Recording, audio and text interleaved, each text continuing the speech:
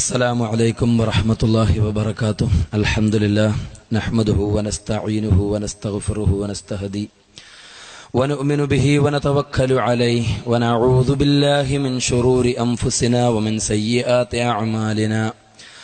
من يهده الله فلا مضل له ومن يضلل فلا هادي له وأشهد أن لا إله إلا الله وحده لا شريك له وأشهد أن محمدا عبده ورسوله أرسله بالهدى ودين الحق ليظهره على الدين كله ولو كره المشركون.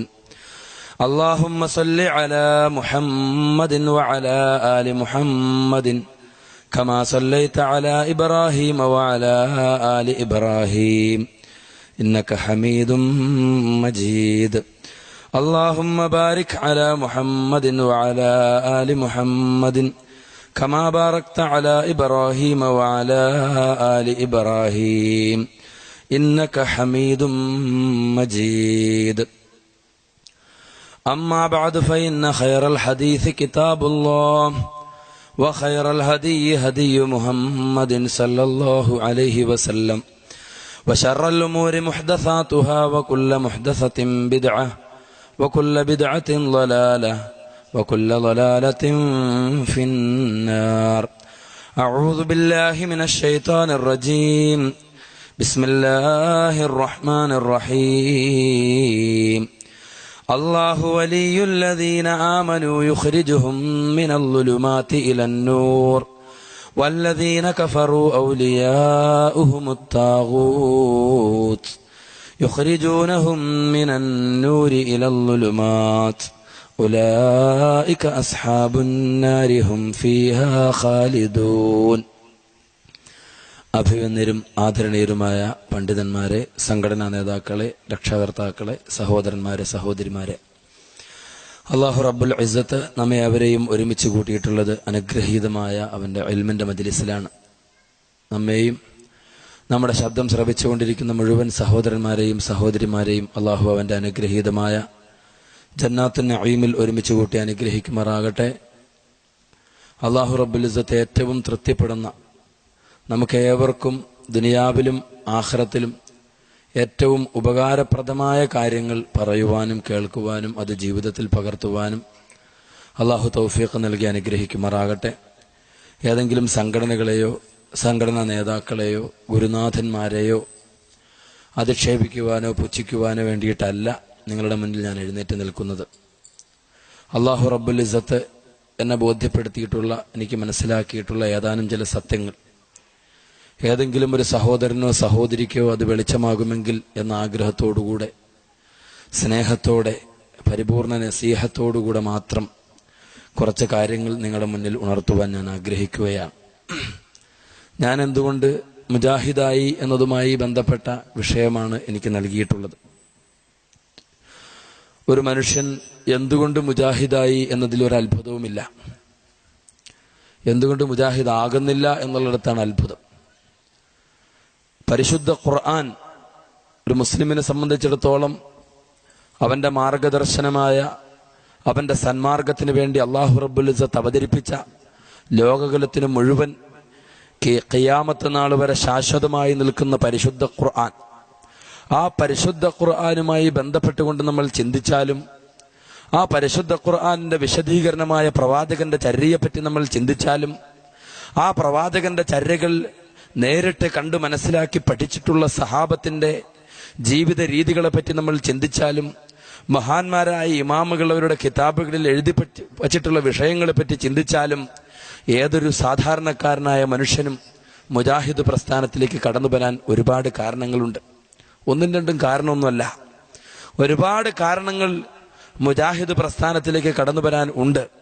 എന്നിരിക്കവേ എന്തുകൊണ്ട് ഇതെല്ലാം അറിയുന്ന, സത്യസന്ധമായ ആദർശങ്ങൾ വച്ചു പുലർത്തുന്നവർ മുജാഹിദുകളാണ്. പരിശുദ്ധ ഖുർആനിന്റെ ആശയം ലോകത്തിന് മുന്നിൽ പഠിപ്പിക്കുന്നവർ മുജാഹിദുകളാണ്.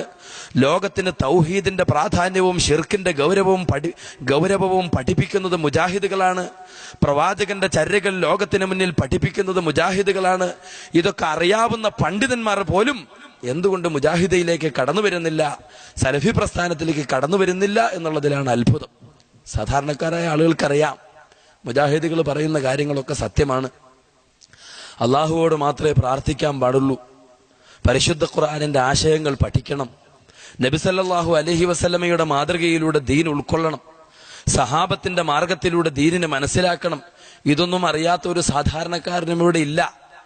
പിന്നെ തങ്ങൾ പരിചയിച്ചു വന്നിരിക്കുന്ന, ചെറുപ്പകാലം മുതൽ പരിചയപ്പെട്ടിരിക്കുന്ന വിശ്വാസങ്ങളിൽ നിന്നും ആചാരങ്ങളിൽ നിന്നും വേർപെടുവാനുള്ള ഒരു മനപ്രയാസം ഒന്നുകൊണ്ട് മാത്രമാണ് ഈ പ്രസ്ഥാനത്തിലേക്ക് കടന്നു വരാത്തത്. അല്ലാതെ മുജാഹിദുകൾ സത്യസന്ധമാണോ, മുജാഹിദിന്റെ ആദർശം പരിശുദ്ധ ഖുർആനിന്റെ പിന്തുണയുള്ളതാണോ, പ്രവാചകന്റെ ചര്യയുടെ അംഗീകാരമുള്ളതാണോ എന്നറിയാത്തത് കൊണ്ടല്ല. ഏതൊരു സാധാരണക്കാരനും അതറിയാം. പക്ഷെ എന്നിട്ടും ഈ സലഫി പ്രസ്ഥാനത്തിലേക്ക് കടന്നു വരുന്നില്ല. അല്ലാഹു സുബ്ഹാനഹു വ തആല നമ്മുടെ ചുറ്റുഭാഗത്തും ജീവിക്കുന്ന പണ്ഡിതന്മാർക്കും സാധാരണക്കാർക്കും സത്യം സത്യമായി മനസ്സിലാക്കാനും അത് ഉൾക്കൊള്ളാനുമുള്ള തൗഫീഖ് നൽകി അനുഗ്രഹിക്കുമാറാകട്ടെ. സാധാരണ നിലയിൽ ഈ കേരളത്തിലുള്ള മുസ്ലിമീങ്ങളോട് നമ്മുടെ മാതൃകാ പുരുഷന്മാർ ആരാണെന്ന് ചോദിച്ചാൽ, പ്രത്യേകിച്ച് ഈ കേരളത്തിലുള്ള ആളുകളോട് ചോദിച്ചാൽ അവർ പറയുന്ന കുറെ പേരുകളുണ്ട്. നമ്മുടെ ആത്മീയ നേതൃത്വം, നമ്മുടെ മാതൃകാ പുരുഷന്മാർ ആരാണ്? ഏറ്റവും കൂടുതൽ ആളുകൾ പറയുന്നൊരു പേരാണ് മുഹീദ്ദീൻ ഷെയ്ഖ് എന്ന പേരിലുള്ള അബ്ദുൽ ഖാദിർ അൽ ജീലാനി, റിഫായി ഷെയ്ഖ് എന്ന പേരിലുള്ള അഹമ്മദുൽ കബീർ റിഫായി, മമ്പുറത്തെ സയ്യിദ് അലവി മമ്പുറന്തങ്ങൾ, ഏർവാടിയിലെ ഇബ്രാഹിം ബാദുഷാ, നാഗൂറിലെ ഷാഹുൽ ഹമീദ് മീരാൻ നാഗൂർ, മുത്തുപേട്ടയിലെ ദാവൂദുൽ ഹക്കീം, ഭീമാപ്പള്ളിയിലെ ഭീമാ ബീവി മാഹിൻ അബൂബക്കർ, അജ്മീറിലെ മൊഈനുദ്ദീൻ ചിഷ്തി, ഇങ്ങനെയുള്ള ആളുകളുമായിട്ട് കേരളത്തിലുള്ള, പ്രത്യേകിച്ച് ഇന്ത്യയിലുള്ള മുസ്ലിമീങ്ങൾക്കൊരു പ്രത്യേക ബന്ധമാണ്. ഇവരാണ് നമ്മുടെ ആത്മീയ നേതൃത്വം.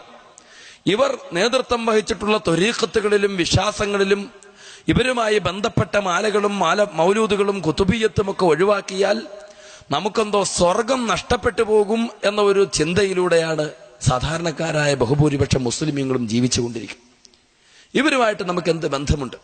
അബ്ദുൽ ഖാദിർ ജീലാനിയായിട്ട് നമുക്ക് എന്തെങ്കിലും ബന്ധമുണ്ടോ? മമ്പുറം തങ്ങളുമായിട്ട് എന്തെങ്കിലും ബന്ധമുണ്ടോ? നാളെ അല്ലാഹു റബ്ബുൽ ഇസ്സത്ത്, നാളെ നമ്മളൊക്കെ മഹ്ശറയിലെത്തുമ്പോൾ, പരലോകത്തെത്തുമ്പോൾ അല്ലാഹ് നമ്മോട് ചോദിക്കൂ, അബ്ദുൽ ഖാദിർ ജീലാനി എന്ന് പറയുന്ന ഒരു മഹാനായ ഒരു മനുഷ്യനെ ഞാൻ സൃഷ്ടിച്ചിരുന്നു, എന്താ നിങ്ങൾ അദ്ദേഹത്തിന്റെ ത്വരീഖത്തിൽ അംഗത്വമെടുക്കാതിരുന്നത്? അദ്ദേഹത്തിന്റെ മാലയും മൗലൂദും കുതുബിയത്തും ഒക്കെ എന്താ നിങ്ങൾ കൈയൊഴിച്ചത്? അഹ്മദുൽ കബീർ റിഫായി എന്ന മനുഷ്യന്റെ മാലകളും മൗലൂദുകളും അദ്ദേഹവുമായി ബന്ധപ്പെട്ട റാത്തീബുകളും അദ്ദേഹത്തിന്റെ ത്വരീഖത്തുകളും നിങ്ങൾ എന്തേ കൈയൊഴിച്ചത്? അല്ലാഹ് ചോദിക്കൂ? ചോദിക്കൂല. അല്ലാഹു തആല ചോദിക്കൂല. നമ്മൾ സാധാരണ നിലയിൽ നമ്മുടെ ഈ കേരളത്തിലുള്ള മുസ്ലിമീങ്ങൾ വലിയ അംഗീകാരം കൊടുത്തിട്ടുള്ള ആത്മീയ നേതൃത്വം, അവർ സാലിഹാണോ അല്ലയോ എന്ന് നമുക്ക് ഉറപ്പിച്ച് പറയാൻ പോലും തെളിവില്ല. ആകാതിരിക്കാം. കാരണം ഒരാളെ പറ്റി അയാൾ നല്ല ആളാണെന്ന് ഉറപ്പിച്ച് പറയണമെങ്കിൽ അള്ളാഹിന്റെ റസൂലിൽ നിന്ന് നമുക്ക് അറിവ് കിട്ടണം. അങ്ങനെ ഇല്ലാത്തത് കൊണ്ട് ഉറപ്പിച്ച് പറയാൻ നിവൃത്തിയില്ല.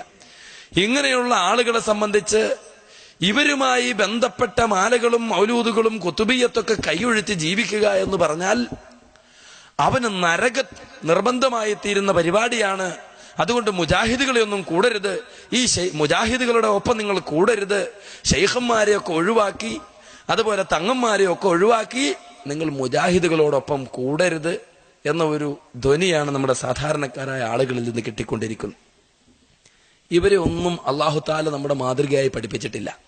എന്നാൽ അല്ലാഹു തആല മാതൃകയായി പഠിപ്പിച്ച കുറെ ആളുകളുണ്ട്, അവരെ പറ്റി നമുക്കൊരു പരിചയമില്ല. നാളെ മഹ്ശറയിലെത്തുമ്പോ അല്ലാഹു റബ്ബുൽ ഇസ്സത്ത് നമ്മോട് ചോദിക്കുന്ന കുറെ ആളുകളുണ്ട്. കുറെ ആളുകളെ അല്ലാഹ് തന്നെ മാതൃകയായി പഠിപ്പിച്ചിട്ടുണ്ട്. ഇവരെയാ നിങ്ങൾ പിൻപറ്റേണ്ടതെന്ന് അല്ലാഹു റബ്ബുൽ ഇസ്സത്ത് പഠിപ്പിച്ച ആളുകളുണ്ട്. അവരെ പറ്റി നമുക്കൊരു പരിചയവുമില്ല. എന്തുകൊണ്ട് മുസ്ലിം സമുദായം ഈ രൂപത്തിലുള്ള ഒരു അവസ്ഥയിലേക്ക് അധപ്പതിച്ചു? യഥാർത്ഥ ഇസ്ലാമിന്റെ വിശ്വാസങ്ങളും ആചാരങ്ങളും ആഘോഷങ്ങളും ഇബാദത്തുകളും കൈയൊഴിച്ച് പുതുനിർമ്മിതങ്ങളായ മനുഷ്യനിർമ്മിതങ്ങളായ ആചാരങ്ങളുടെയും ആഘോഷങ്ങളുടെയും ഇബാദത്തുകളുടെയും പിന്നാലെ പോകാനുള്ള കാരണം എന്താണ്? യഥാർത്ഥ ഇസ്ലാമിന്റെ കേവലം മങ്ങിയ നിഴലായി അധപ്പതിക്കാനുള്ള കാരണം എന്താണ്? നമ്മുടെ യഥാർത്ഥ മാതൃകകളെ പറ്റി മുസ്ലിം ഉമ്മത്തിനെ പഠിപ്പിക്കപ്പെടുന്നില്ല. അതുകൊണ്ടാ മതപ്രഭാഷണങ്ങൾക്കൊന്നും ഒരു കുറവുമില്ല. നാഴികയ്ക്ക് 40 വട്ടം. ഇപ്പോൾ നമ്മളൊരു 10 കിലോമീറ്റർ യാത്ര ചെയ്യാൻ തീരുമാനിച്ചു പോയാൽ ആ പോകുന്ന വഴിയിൽ ഒരു 2-3 മതപ്രഭാഷണമെങ്കിലും ഉണ്ടാവും റോഡിന്റെ സൈഡ്. മതപ്രഭാഷണത്തിനൊന്നും ഒരു കുറവില്ല. പിന്നെ കുറവെന്തിനാ സംഭവിച്ചത്? മുസ്ലിം ഉമ്മത്തിനെ പഠിപ്പിക്കേണ്ടത് പഠിപ്പിക്കുന്നില്ല, യഥാർത്ഥ മാതൃകകളെ പറ്റി പഠിപ്പിക്കുന്നില്ല. ആരെയാ നമ്മൾ മാതൃകയാക്കേണ്ടത്, ആരുടെ ദീനാ നമ്മൾ ഉൾക്കൊള്ളേണ്ടതെന്ന് മുസ്ലിം ഉമ്മത്തിനെ പഠിപ്പിക്കുന്നില്ല. അതിന് പകരം കുറെ സൂഫി ശൈഖന്മാരെ പറ്റി, അവരുടെ പോരുഷകളും അവരുടെ ഉറൂസുകളും അവരുടെ മഹത്വങ്ങളും അവരോട് വിളിച്ചു പ്രാർത്ഥിക്കേണ്ടതിന്റെ ആവശ്യകതയും അവരുടെ പേരിൽ നേർച്ചകളും വഴിപാടുകളും അർപ്പിക്കേണ്ടതിന്റെ പ്രാധാന്യവും ഇതൊക്കെയാണ് സാധാരണ നിലയിൽ മുസ്ലിം ഉമ്മത്തിനെ പഠിപ്പിക്കുന്നത്. യഥാർത്ഥ മാതൃകകളെ പറ്റി പഠിപ്പിക്കുന്നില്ല.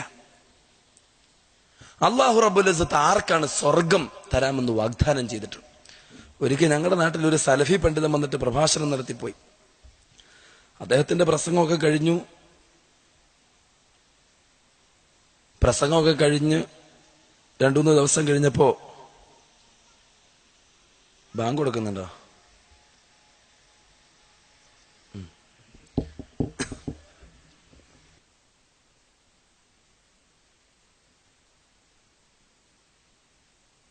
ഭാഷണമൊക്കെ കഴിഞ്ഞ് 2-3 ദിവസം കഴിഞ്ഞ് നാട്ടിലുള്ളൊരു പണ്ഡിതൻ ഒരു സ്റ്റേജൊക്കെ കെട്ടി എഴുന്നേറ്റ് നിന്നിട്ട് പ്രസംഗിച്ചു.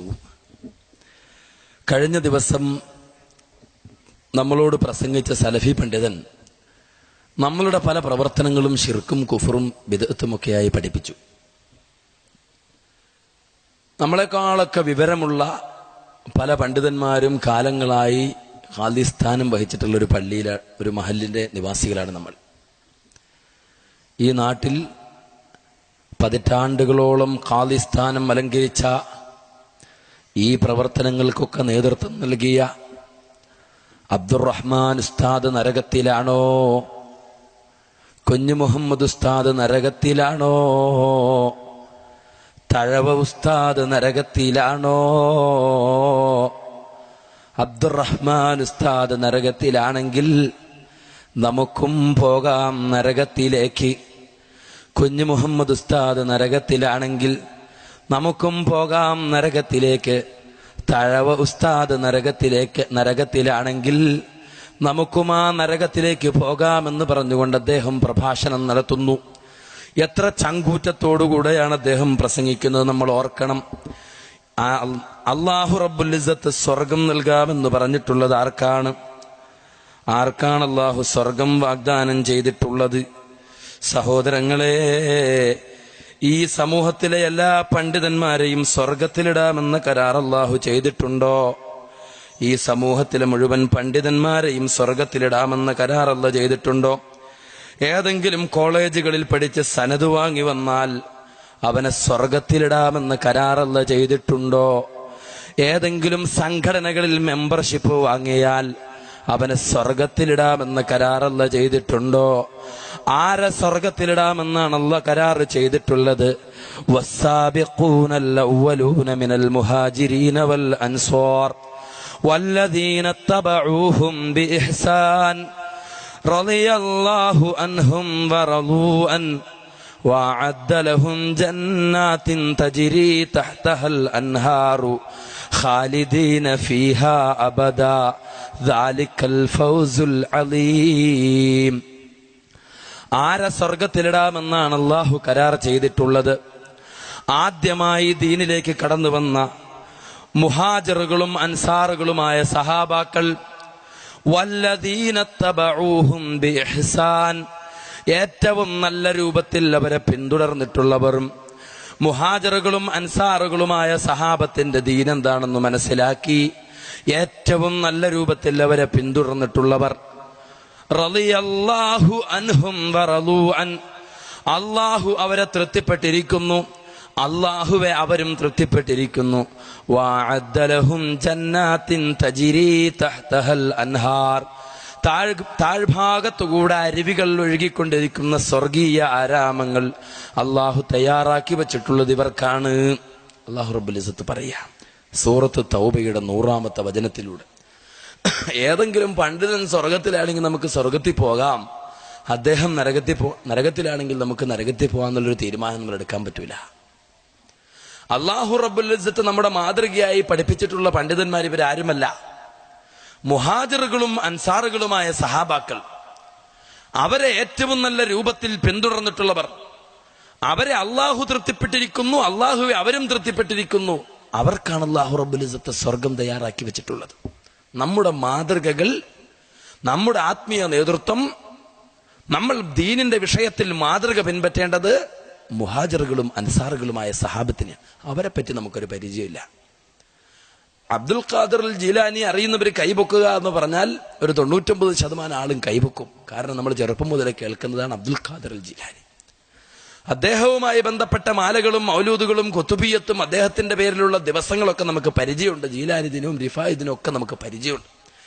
ശൈഖന്മാരുടെ പേര് പറഞ്ഞിട്ട് അദ്ദേഹത്തെ പറ്റി കേട്ടിട്ടുള്ളവർ കൈ ഉയർത്തു എന്ന് പറഞ്ഞാൽ ഉയർത്താൻ 99% കൈകളും ഉയരും. ഏതെങ്കിലും ചെറിയ കുട്ടികൾ കൈ ഉയർത്തിയില്ലെങ്കിലായി, ബാക്കിയുള്ള ആളുകളൊക്കെ കൈ ഉയർത്തും. എന്നാൽ അല്ലാഹു റബ്ബുൽ ഇസ്സത്ത് നമ്മുടെ മാതൃകയായി പഠിപ്പിച്ചിട്ടുള്ള ഏതെങ്കിലും ഒരു സഹാബിയുടെ പേര് പറഞ്ഞിട്ട് അദ്ദേഹത്തെ കേട്ടിട്ടുണ്ടോ, പരിചയമുണ്ടോ എന്ന് ചോദിച്ചാൽ കൈ ഉയർത്താൻ ഒരുപാട് ആളുകൾ ഉണ്ടാവൂല.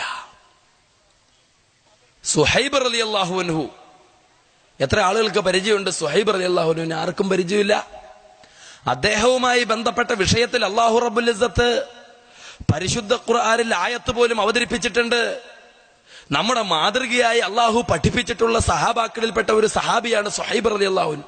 അദ്ദേഹത്തെ പറ്റി നമുക്കറിയൂല, നമ്മുടെ ഗുരുനാഥന്മാരത് പഠിപ്പിച്ചതുമില്ല, അവരാ നമ്മുടെ മാതൃകയെന്ന് പഠിപ്പിച്ചില്ല. അതുകൊണ്ടായി ഈ അവസ്ഥയിലേക്ക് സമൂഹം എത്തിപ്പെട്ടത്. ആരാ സുഹൈബ് റളിയല്ലാഹു അൻഹു? മക്കയിൽ നിന്ന് മദീനയിലേക്ക് ഹിജറ പോയ സഹാബാക്കളുടെ കൂട്ടത്തിൽപ്പെട്ട മുഹാജിറുകളിൽപ്പെട്ട ഒരു സഹാബിയാണ് സുഹൈബ്. മുഹാജിറുകളും അൻസാറുകളും ആരാണവർ? അവരുടെ പോരിശ നമ്മൾ പഠിക്കേണ്ടത്, അവരെയാണ് നമ്മൾ മാതൃകയാക്കേണ്ടത്. സ്വന്തം നാടും വീടും കുടുംബവും അള്ളാഹുവിന്റെ മാർഗത്തിൽ ഒഴിവാക്കിയവരാണവർ. സ്വന്തം സമ്പത്ത് മുഴുവനും ഒഴിവാക്കി അള്ളാഹുടെ പൊരുത്തത്തിന് വേണ്ടിയിട്ട് ചില്ലറ ത്യാഗമല്ല. അൻസാറുകളായ സഹാബാക്കൾ ഹിജറ ചെയ്ത് സ്വന്തം നാട്ടിലെത്തുന്ന മുഹാജിറുകളെ ലോകത്തിന് തുല്യതയില്ലാത്ത രൂപത്തിൽ ആദിത്യ മര്യാദയുടെ തങ്കലിപികളാൽ ഉല്ലേഖനം ചെയ്യപ്പെടേണ്ട മാതൃകകളായി ചരിത്ര ഗ്രന്ഥങ്ങളിൽ പരിലസിക്കുന്ന അൻസാറുകളായ സഹാബാക്കൾ, അവരെ നമ്മൾ പഠിക്കണം, അവരെ നമ്മൾ മാതൃകയാക്കണം. അല്ലാഹു റബ്ബുൽ ഇസ്സത്ത് മുഹാജിറുകളെ പറ്റി പറഞ്ഞു. ആരാണവർ? ഉഖ്രിജൂ മിൻ ദിയാരിഹിം വഅംവാലിഹിം, അവരുടെ നാടുകളിൽ നിന്നും അവരെ പുറത്താക്കപ്പെട്ടു, അവരുടെ സമ്പത്തിൽ നിന്നും അവരെ പുറത്താക്കപ്പെട്ടു. യബ്തഗൂന ഫളലം മിനല്ലാഹി വറിദ്വാന, അല്ലാഹുവിന്റെ തൃപ്തിയും അവന്റെ പൊരുത്തവും അവന്റെ ഔദാര്യവും കാംക്ഷിച്ചുകൊണ്ട് മാത്രം. വയൻസുറൂനല്ലാഹ വറസൂലഹു, അല്ലാഹുവെയും റസൂലിനെയും സഹായിക്കുന്നവരായിട്ടാണ് അവർ പുറത്താക്കപ്പെട്ടിട്ടുള്ളത്. ഉലൈക ഹുമുസ് സാദിഖൂൻ, അവരാണ് സത്യസന്ധന്മാർ. ഞങ്ങൾ മുഅ്മിനാണെന്ന് പറഞ്ഞതിൽ സത്യസന്ധത പാലിച്ചവർ അവർ മുഹാജിറുകളായ സഹാബാക്കളാണ്. അവരെയാ നമ്മൾ മാതൃക പിൻപറ്റേണ്ടത്. നമ്മൾ മുസ്ലിമാണ് മുഅ്മിനാന്നൊക്കെ പറയുന്നു എന്നല്ലാതെ അല്ലാഹു റബ്ബുൽ ഇസ്സത്ത് നമ്മുടെ ഈ വാദം സത്യമാണെന്ന് അംഗീകരിച്ചിട്ടുണ്ടോ? പാരത്രിക ലോകത്ത് ചെല്ലുമ്പോഴേ അറിയാൻ പറ്റുള്ളൂ നമ്മൾ മുസ്ലിമാന്ന് പറഞ്ഞ് ശരിയാണോ അല്ലയോ എന്നുള്ളത്. എന്നാൽ മുഹാജിറുകളായ ആളുകൾ അവർ സത്യസന്ധന്മാരാണെന്ന് അല്ലാഹു റബ്ബുൽ ഇസ്സത്ത് അംഗീകരിക്കുന്നു. സ്വന്തം നാടും വീടും സമ്പത്തും ഒഴിവാക്കേണ്ടി വന്നു അള്ളാഹുവിന്റെ മാർഗത്തിൽ, അവരതിന് തയ്യാറായി. അതാണ് മുഹാജിറുകൾ. അൻസാറുകളായ സഹാബാക്കളോ സ്വന്തം നാട്ടിലേക്ക് ഹിജറ ചെയ്തു വരുന്ന സഹാബാക്കളെ സ്വീകരിക്കുകയാണ്. എങ്ങനെയാ സ്വീകരിക്കുന്നത്? അൻസാറുകളായ ആളുകളെ പറ്റി അള്ളാഹു പറയുന്നു, വല്ലദീന തബവ്വഉദ്ദാറ വൽ ഈമാന മിൻ ഖബ്ലിഹിം, മുഹാജിറുകൾ ഹിജറ ചെയ്ത് നാട്ടിലെത്തുന്നതിന് മുമ്പ്, മദീനയിൽ എത്തിച്ചേരുന്നതിന് മുമ്പ് വിശ്വസിക്കുകയും അവർക്കുള്ള പാർപ്പിടങ്ങൾ തയ്യാറാക്കി വെക്കുകയും ചെയ്തിട്ടുള്ളവരാണവർ.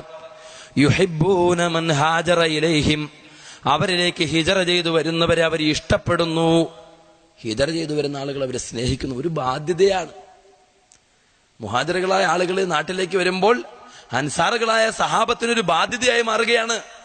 നമ്മൾ ഓർക്കണം, യുഹിബ്ബൂന മൻ ഹാജറ ഇലൈഹിം വലാ യജിദൂന ഫീ സുദൂരിഹിം ഹാജതൻ മിമ്മാ ഊതു, മുഹാജിറിന് കൊടുത്തിട്ടുള്ള കാര്യങ്ങളിൽ അൻസാരിയായ സഹാബി മുഹാജിറിന് എന്തെല്ലാം സൗകര്യങ്ങൾ ചെയ്തു കൊടുക്കുന്നുണ്ടോ അതിലൊന്നും അവൻ യാതൊരു ആവശ്യവും പിന്നീട് കണ്ടെത്തുന്നില്ല.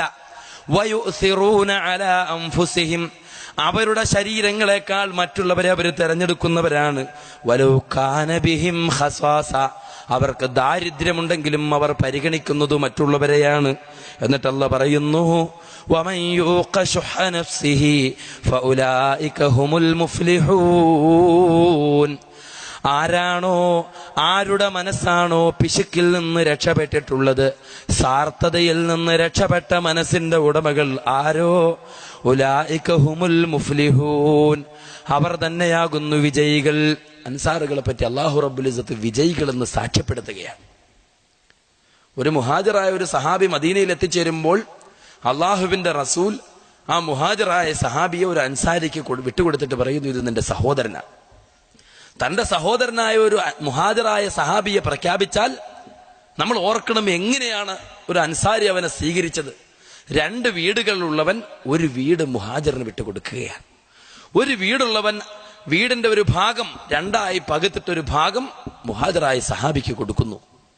2 ഭാര്യമാരുള്ളവൻ ഒരു ഭാര്യയെ ഒഴിവാക്കിയിട്ട് അതിന്റെ ഇദ്ദ പൂർത്തിയാകുമ്പോൾ മുഹാജിറിന് വിവാഹം ചെയ്തു കൊടുക്കുന്നു. തന്റെ കച്ചവടത്തിലും കൃഷിയിലും അതിന്റെ ലാഭത്തിന്റെ ഒരു വിഹിതം മുഹാജിറായ സഹാബിക്ക് കൊടുക്കുന്നു. ഒരു ബാധ്യതയാണ്. സാധാരണ ഒരു ആദിത്യ സൽക്കാരം പോലെയല്ല. തന്റെ ജീവിതത്തിന്റെ സർവവും പകുത്ത് അളന്നു കൊടുക്കുക തന്റെ സഹോദരന് വേണ്ടിയിട്ട്. ലോകത്തെ തുല്യതയില്ലാത്ത ആദിത്യ മര്യാദയുടെ, ലോകത്തെ ഏവർക്കും ഉദാഹരണമായ പിൻപറ്റാൻ പറ്റുന്ന അൻസാറുകളായ സഹാബാക്കൾ, ഇവർ വിജയികളാണെന്ന് അള്ളാഹു സാക്ഷ്യപ്പെടുത്തുന്നു. മുഹാജിറുകൾ സ്വന്തം നാടും വീടും സമ്പത്തും ഒഴിവാക്കി നാട്ടിൽ നിന്ന് അള്ളാഹുവിന്റെ പൊരുത്തം മാത്രം കാംക്ഷിച്ചുകൊണ്ട് അള്ളാഹുവേയും റസൂലിനെയും സഹായിച്ചുകൊണ്ട് ഹിജറ ചെയ്തിട്ടുള്ള മുഹാജിറുകൾ അവർ സാദിഖീങ്ങളാണെന്ന് അള്ളാഹു സാക്ഷ്യപ്പെടുത്തുന്നു. ഇവരാ നമ്മുടെ മാതൃകകൾ. അവരെ പറ്റി നമുക്കറിയൂല. സുഹൈബ് റളിയല്ലാഹു അൻഹുവിനെ പറ്റി ചോദിച്ചാൽ നമുക്കറിയൂല. ആരാ സുഹൈബ് റളിയല്ലാഹു അൻഹു? അദ്ദേഹത്തിന്റെ വിഷയത്തിൽ അല്ലാഹു റബ്ബുൽ ഇസ്സത്ത് പരിശുദ്ധ ഖുർആൻ അവതരിപ്പിച്ചിട്ടുണ്ട്. മക്കയിൽ നിന്ന് മദീനയിലേക്ക് ഹിജറ പോയ സഹാബാക്കളുടെ കൂട്ടത്തിൽപ്പെട്ട ഒരു സഹാബിയാണ് സുഹൈബ് റളിയല്ലാഹു അൻഹു. അദ്ദേഹം ഹിജറ പുറപ്പെടാൻ വേണ്ടി തന്റെ വാഹനപ്പുറത്ത് യാത്രയ്ക്കുള്ള സാമഗ്രികളെല്ലാം എടുത്തു വെച്ച് യാത്രയ്ക്ക് വേണ്ടി ഒരുങ്ങുകയാണ്. ആ സമയത്ത് ശത്രുക്കൾ വന്നിട്ട് അദ്ദേഹത്തെ വളഞ്ഞു. ഹിജറ പോവാൻ സമ്മതിക്കില്ല. സുഹൈബ് റളിയല്ലാഹു അൻഹു തന്റെ ആവനാഴിയിൽ നിന്ന് 40 അമ്പുകൾ വലിച്ചൂരിയിട്ട് പറഞ്ഞു, ഈ മക്കയിലെ ഏറ്റവും വലിയ വില്ലാളി വീരനും വിജുഗീഷവുമാണ് ഞാനെന്ന് നിങ്ങൾക്കറിയാമല്ലോ. ഇന്ന് വരെ സുഹൈബ് എഴുതി വിട്ടിട്ടുള്ള ഒരു അമ്പും ലക്ഷ്യം തെറ്റിയിട്ടില്ല. ഈ 40 അമ്പുകൾ ഉപയോഗിച്ച് 40 പേരെ വകവരുത്തിയതിനു ശേഷമേ നിങ്ങൾക്ക് എന്നിലേക്ക് അടുക്കാൻ പറ്റുകയുള്ളൂ. എന്നെ തടയാൻ നിൽക്കണ്ട, മാറി നിൽക്കൂ എന്ന് പറഞ്ഞ് സുഹൈബ് റളിയല്ലാഹു അൻഹു അവരോട് ആക്രോശിക്കുകയാണ്. പക്ഷെ ശത്രുക്കൾ പിന്മാറിയില്ല. 100 കണക്കിന് ശത്രുക്കൾ അണിനിര നിൽക്കുമ്പോൾ ഈ 40 അമ്പ് കൊണ്ട് എന്ത് ചെയ്യാനാ? അവസാനം സുഹൈബ് റളിയല്ലാഹു അൻഹു പറഞ്ഞു, ഈ നാട്ടിൽ എന്റെ സമ്പത്ത് എവിടെയാണെന്ന് നിങ്ങൾക്ക് ഞാൻ പറഞ്ഞു തരാം. അത് മുഴുവനും നിങ്ങളെടുത്തോളൂ. എന്റെ ശരീരം മാത്രം നിങ്ങൾ വിട്ടു തന്നാൽ മതി. അങ്ങനെ ആ എഗ്രിമെന്റിൽ ശത്രുക്കൾ വഴങ്ങുകയാണ്. സമ്പന്നനായ സുഹൈബ് റളിയല്ലാഹു അൻഹു തന്റെ സമ്പത്ത് മുഴുവൻ ശത്രുക്കൾക്ക് കൊടുത്തിട്ട് വാഹനപ്പുറത്ത് യാത്രയ്ക്ക് വേണ്ടി എടുത്തു വച്ചിരുന്ന ഭക്ഷണ സാധനങ്ങൾ പോലും ശത്രുക്കളിലേക്ക് വലിച്ചെറിഞ്ഞു കൊടുത്തിട്ട് ഇതാ ഹിജറയ്ക്ക് പോവുകയാണ്. ഹിജറ പുറപ്പെടുകയാണ്. കിലോമീറ്ററുകൾ യാത്ര ചെയ്തു, മരുഭൂമിയിലൂടെ യാത്ര ചെയ്ത് മദീനയുടെ പ്രാന്തപ്രദേശങ്ങളിലേക്ക് കാലെടുത്ത് വച്ചപ്പോൾ ബഹുമാനപ്പെട്ട മുഖറബുൽ അംലാഖ് ജിബ്രീൽ അലൈഹിസ്സലാം വന്നിട്ട് ഓതിക്കൊടുക്കുകയാണ് അള്ളാഹുവിന്റെ റസൂലിന്. എന്താണ് ഓതിക്കൊടുക്കുന്നത്? സൂറത്തുൽ ബഖറയുടെ 207-ാമത്തെ വചനം, വമിനന്നാസി മൻ യശ്തരീ നഫ്സഹു ഇബ്തിഗാഅ മർളാത്തില്ലാഹി വല്ലാഹു റഊഫും ബിൽ ഇബാദ്. ജനങ്ങളുടെ കൂട്ടത്തിൽ ചിലർ സ്വന്തം സമ്പത്ത് മുഴുവൻ കൊടുത്തിട്ട് സ്വന്തം ശരീരം വിലയ്ക്ക് വാങ്ങുന്നവരുണ്ട് നബിയെ. വല്ലാഹു റഊഫും ബിൽ ഇബാദ്. അല്ലാഹു അവന്റെ അടിമകളോട് അങ്ങേയറ്റം കൃപയുള്ളവനാണ്, കാരുണ്യമുള്ളവനാണ്. ഈ ആയത്ത് അവതരിക്കുമ്പോൾ സുഹൈബ് റളിയല്ലാഹു അൻഹു മദീനയുടെ അതിർത്തിയിലേക്ക് കാലെടുത്ത് വെച്ചുകൊണ്ട് കടന്നു വരികയാണ്. ദൂരെ നിന്ന് ഈ കാഴ്ച കണ്ട റസൂലുള്ളാഹി സ്വല്ലല്ലാഹു അലൈഹി വസല്ലം മദീനയുടെ അതിർത്തിയിലേക്ക് ഓടിച്ചെന്നുകൊണ്ട് സുഹൈബ് സുഹൈബിനെ കെട്ടിപ്പിടിച്ചുകൊണ്ട് ആലിംഗനം ചെയ്തുകൊണ്ട് സ്വീകരിക്കുകയാണ്. റബിഹൽ ബൈഉ യാ അബാ യഹ്യ, റബിഹൽ ബൈഉ യാ അബാ യഹ്യ, റബിഹൽ ബൈഉ യാ അബാ യഹ്യ. അബാ യഹ്യ എന്ന ഓമന പേര് വിളിച്ചുകൊണ്ട് ആ റസൂലുള്ളാഹി സ്വീകരിക്കുന്നത്. നിന്റെ കച്ചവടം ലാഭകരമായി പോയല്ലോ അബാ യഹ്യ, അല്ലാഹു നിന്റെ കച്ചവടം സ്വീകരിച്ചല്ലോ അബാ യഹ്യ. ചില്ലറ ത്യാഗമല്ല. നാടും വീടൊക്കെ ഉപേക്ഷിച്ചിട്ട് ഗൾഫിൽ പോകുന്ന ആളുകളുണ്ട്. എന്തിനു വേണ്ടിയിട്ട്? കൂടുതൽ സമ്പത്തുണ്ടാക്കാൻ വേണ്ടി.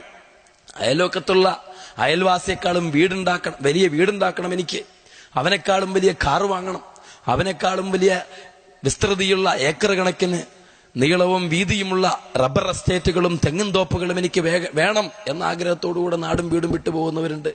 അള്ളാഹുടെ പൊരുത്തവും തൃപ്തിയും കാംക്ഷിച്ചുകൊണ്ട് നാടും വീടും വിട്ടുപോയ ചരിത്രമൊന്നും നമുക്ക് പറയാൻ പറ്റൂല. ഈ സുഹൈബ് റളിയല്ലാഹു അൻഹുവിന് ഇത് നമ്മുടെ മാതൃകയാണ്. ഇവരുടെ ദീന നമ്മൾ പഠിക്കേണ്ടിയിരുന്നു. ഇവരെ പിന്തുടരുന്നവർക്കാണ് അല്ലാഹു റബ്ബുൽ ഇസ്സത്ത് സ്വർഗം തയ്യാറാക്കി വെച്ചിട്ടുള്ളത്. അവരെ പറ്റി നമുക്കൊരു പരിചയമില്ല.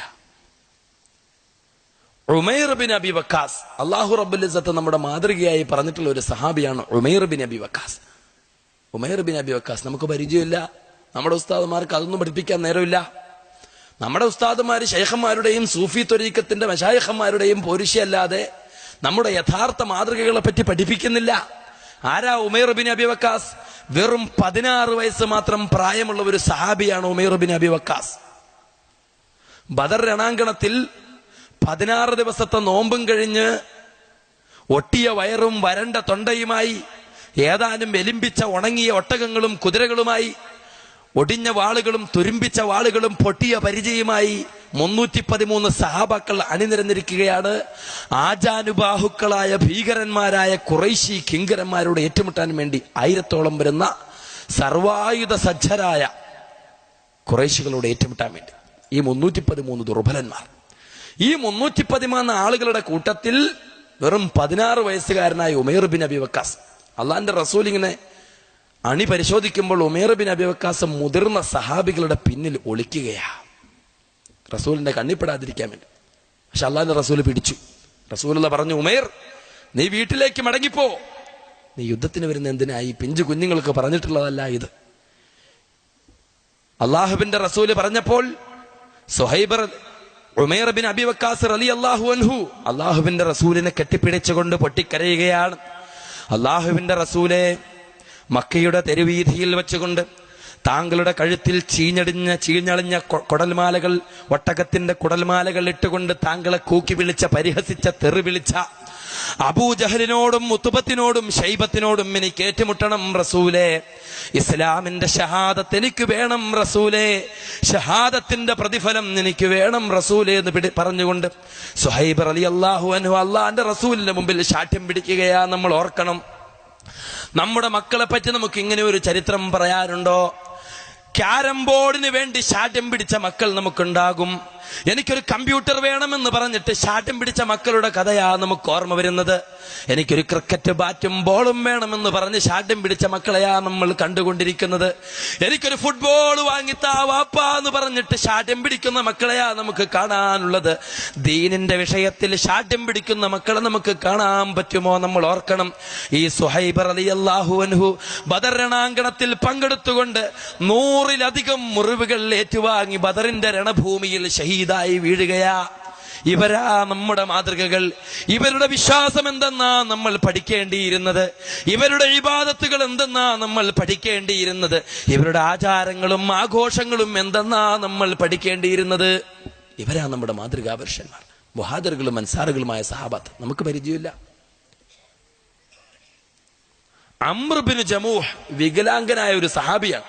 അള്ളാഹ് നമ്മുടെ മാതൃകയായി പഠിപ്പിച്ച സഹാബാക്കളിൽപ്പെട്ട ഒരു സഹാബിയാണ് അംർ ബിൻ ജമൂഹ്, വികലാംഗൻ.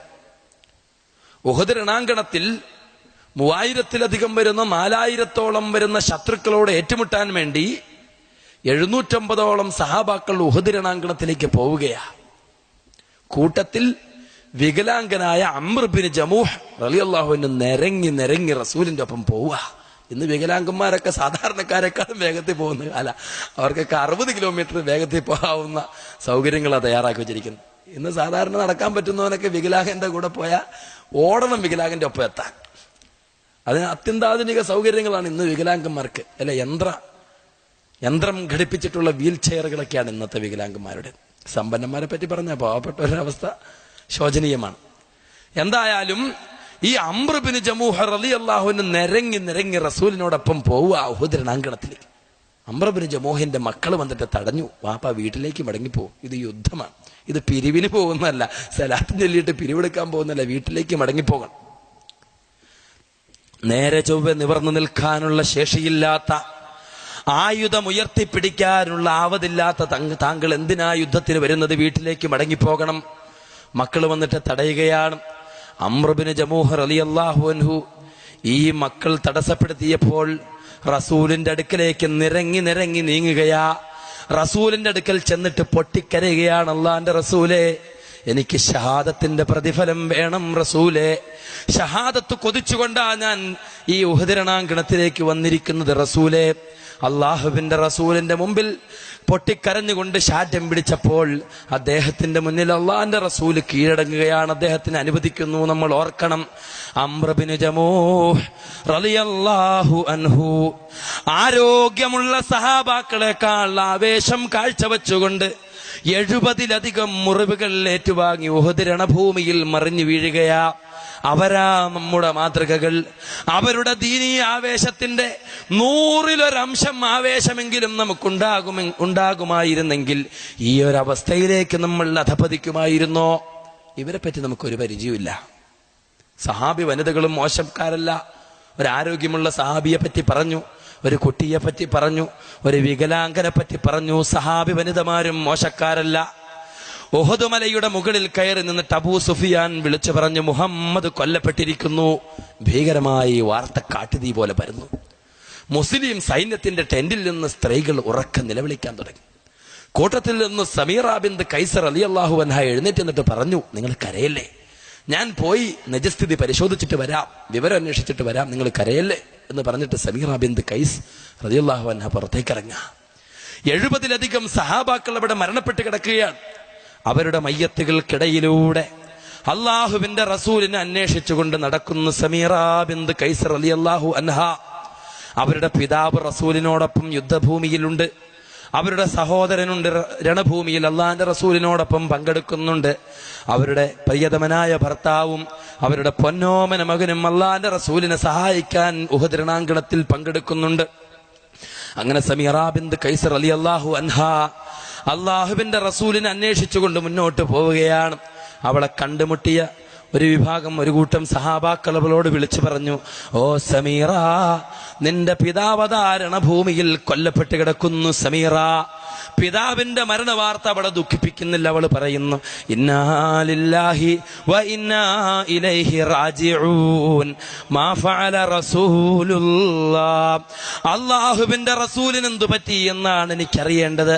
അവൾ വീണ്ടും മുന്നോട്ട് പോവുകയാണ്. അവളോട് ചില സഹാബാക്കൾ വിളിച്ചു പറഞ്ഞു, ഓ സമീറ, നിന്റെ സഹോദരനതാ രണഭൂമിയിൽ കൊല്ലപ്പെട്ട് കിടക്കുന്നു. സഹോദരന്റെ മരണവാർത്തയും അവളെ ദുഃഖിപ്പിക്കുന്നില്ല. അവൾ പറയുന്നു, ഇന്നാ ലില്ലാഹി വ ഇന്നാ ഇലൈഹി റാജിഊൻ മാ ഫഅല റസൂലുള്ളാഹ്. അല്ലാഹുവിന്റെ റസൂലിന് എന്തു പറ്റി എന്നാണ് എനിക്കറിയേണ്ടതെന്ന് പറഞ്ഞുകൊണ്ട് അവൾ വീണ്ടും മുന്നോട്ട് പോവുകയാണ്. അവളെ കണ്ടുമുട്ടിയ ചില സഹാബാക്കൾ അവളോട് വിളിച്ചു പറഞ്ഞു, സമീറ, നിന്റെ പ്രിയതമനായ ഭർത്താവും രണാങ്കണത്തിൽ കൊല്ലപ്പെട്ടിരിക്കുന്നു സമീറ. ഭർത്താവിന്റെ മരണവാർത്തയും അവളെ ദുഃഖിപ്പിച്ചില്ല.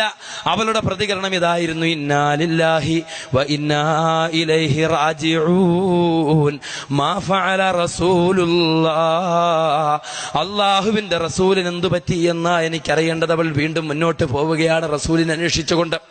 അവളെ കണ്ടുമുട്ടിയ സഹാബാക്കൾ അവളോട് വിളിച്ചു പറഞ്ഞു, ഓ സമീറ, നിന്റെ പ്രിയപ്പെട്ട നിന്റെ പൊന്നോമന മകനും അതാ രണാങ്കണത്തിൽ കൊല്ലപ്പെട്ട് കിടക്കുന്നു സമീറ. തന്റെ പൊന്നോമന മകന്റെ മരണവാർത്തയും അവളെ ദുഃഖിപ്പിച്ചില്ല. അവൾ പറഞ്ഞു, ഇന്നാ ലില്ലാഹി വ ഇന്നാ ഇലൈഹി റാജിഊൻ മാ ഫഅല റസൂലുള്ളാഹ്. അല്ലാഹുവിന്റെ റസൂലിന് എന്തു പറ്റി എന്നാണ് എനിക്കറിയേണ്ടത്. അല്ലാഹുവിന്റെ റസൂലിനെ എനിക്ക് കാണിച്ചു തരൂ എന്ന് പറഞ്ഞ് ശാഠ്യം പിടിച്ചപ്പോൾ അല്ലാഹുവിന്റെ റസൂൽ ഇരിക്കുന്ന ടെന്റിലേക്ക് അവളെ കൂട്ടിക്കൊണ്ടു പോവുകയാണ്. അവിടെ ചെന്നപ്പോൾ അല്ലാഹുവിന്റെ റസൂൽ തന്റെ കവിൾത്തടത്ത് നിന്ന് രക്തം ധാരധാരയായി ഒഴുകിക്കൊണ്ടിരിക്കുകയാണ്. യുദ്ധത്തിലേറ്റ പരിക്കു നിമിത്തം അള്ളാഹുവിന്റെ റസൂലിനെ സുരക്ഷിതനായി കണ്ടപ്പോൾ ഓടിച്ചെന്നുകൊണ്ട് അള്ളാഹുവിന്റെ റസൂലിന്റെ പടക്കുപ്പായം പിടിച്ചു കുലുക്കിക്കൊണ്ട് സമീറ ബിന്ത് കൈസർ റളിയല്ലാഹു അൻഹ പറയുന്നു, യാ റസൂലല്ലാഹ്, കുല്ലു മുസീബത്തിൻ ബഅദക ജലൽ, കുല്ലു മുസീബത്തിൻ ബഅദക ജലൽ, കുല്ലു മുസീബത്തിൻ ബഅദക ജലൽ, യാ റസൂലല്ലാഹ്, താങ്കൾ സുരക്ഷിതനാണെങ്കിൽ എല്ലാ മുസീബത്തും എനിക്ക് നിസാരമാണ് റസൂലേ. എന്റെ പിതാവ് കൊല്ലപ്പെട്ടാലും, എന്റെ സഹോദരൻ കൊല്ലപ്പെട്ടാലും, എന്റെ പ്രിയതമനായ ഭർത്താവ് കൊല്ലപ്പെട്ടാലും, എന്റെ പൊന്നോമന മകൻ കൊല്ലപ്പെട്ടാലും, താങ്കൾ സുരക്ഷിതനാണെങ്കിൽ എല്ലാ മുസീബത്തും ഞാൻ സഹിക്കും റസൂലേ, എല്ലാ മുസീബത്തും എനിക്ക് നിസാരമാണ് റസൂലേ. സമീറ ബിന്ത് കൈസർ റളിയല്ലാഹു അൻഹയുടെ പ്രതികരണമാണ്. ഇവരാണ് മുഹാജിറുകളും അൻസാറുകളുമായ സഹാബാക്കൾ.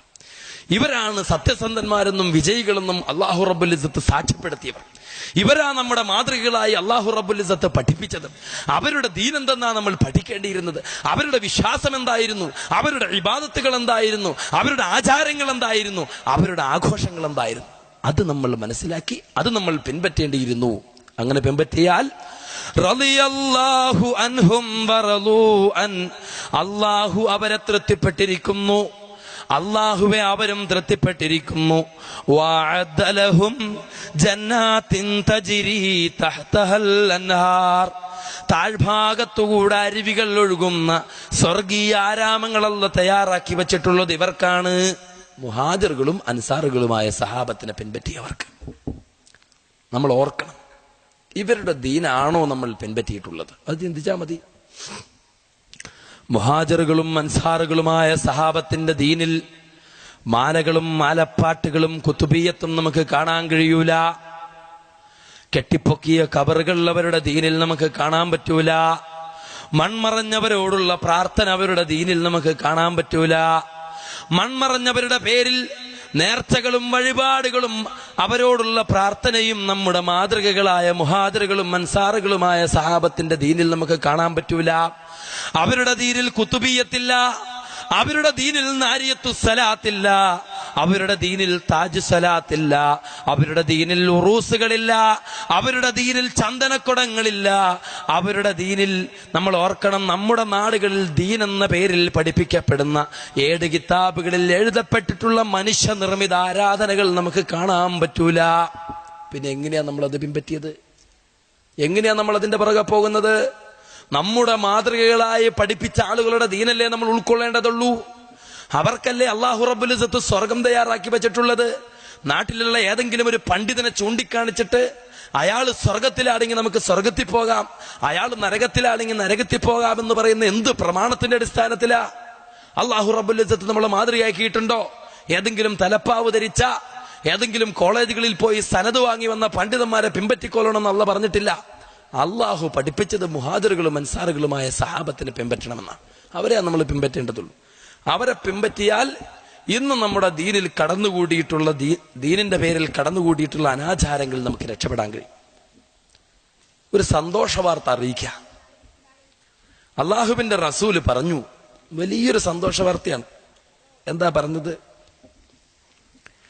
കുല്ലു ഉമ്മത്തി യദ്ഖുലൂനൽ ജന്ന, എന്റെ ഉമ്മത്ത് മുഴുവൻ സ്വർഗത്തിൽ പ്രവേശിക്കും.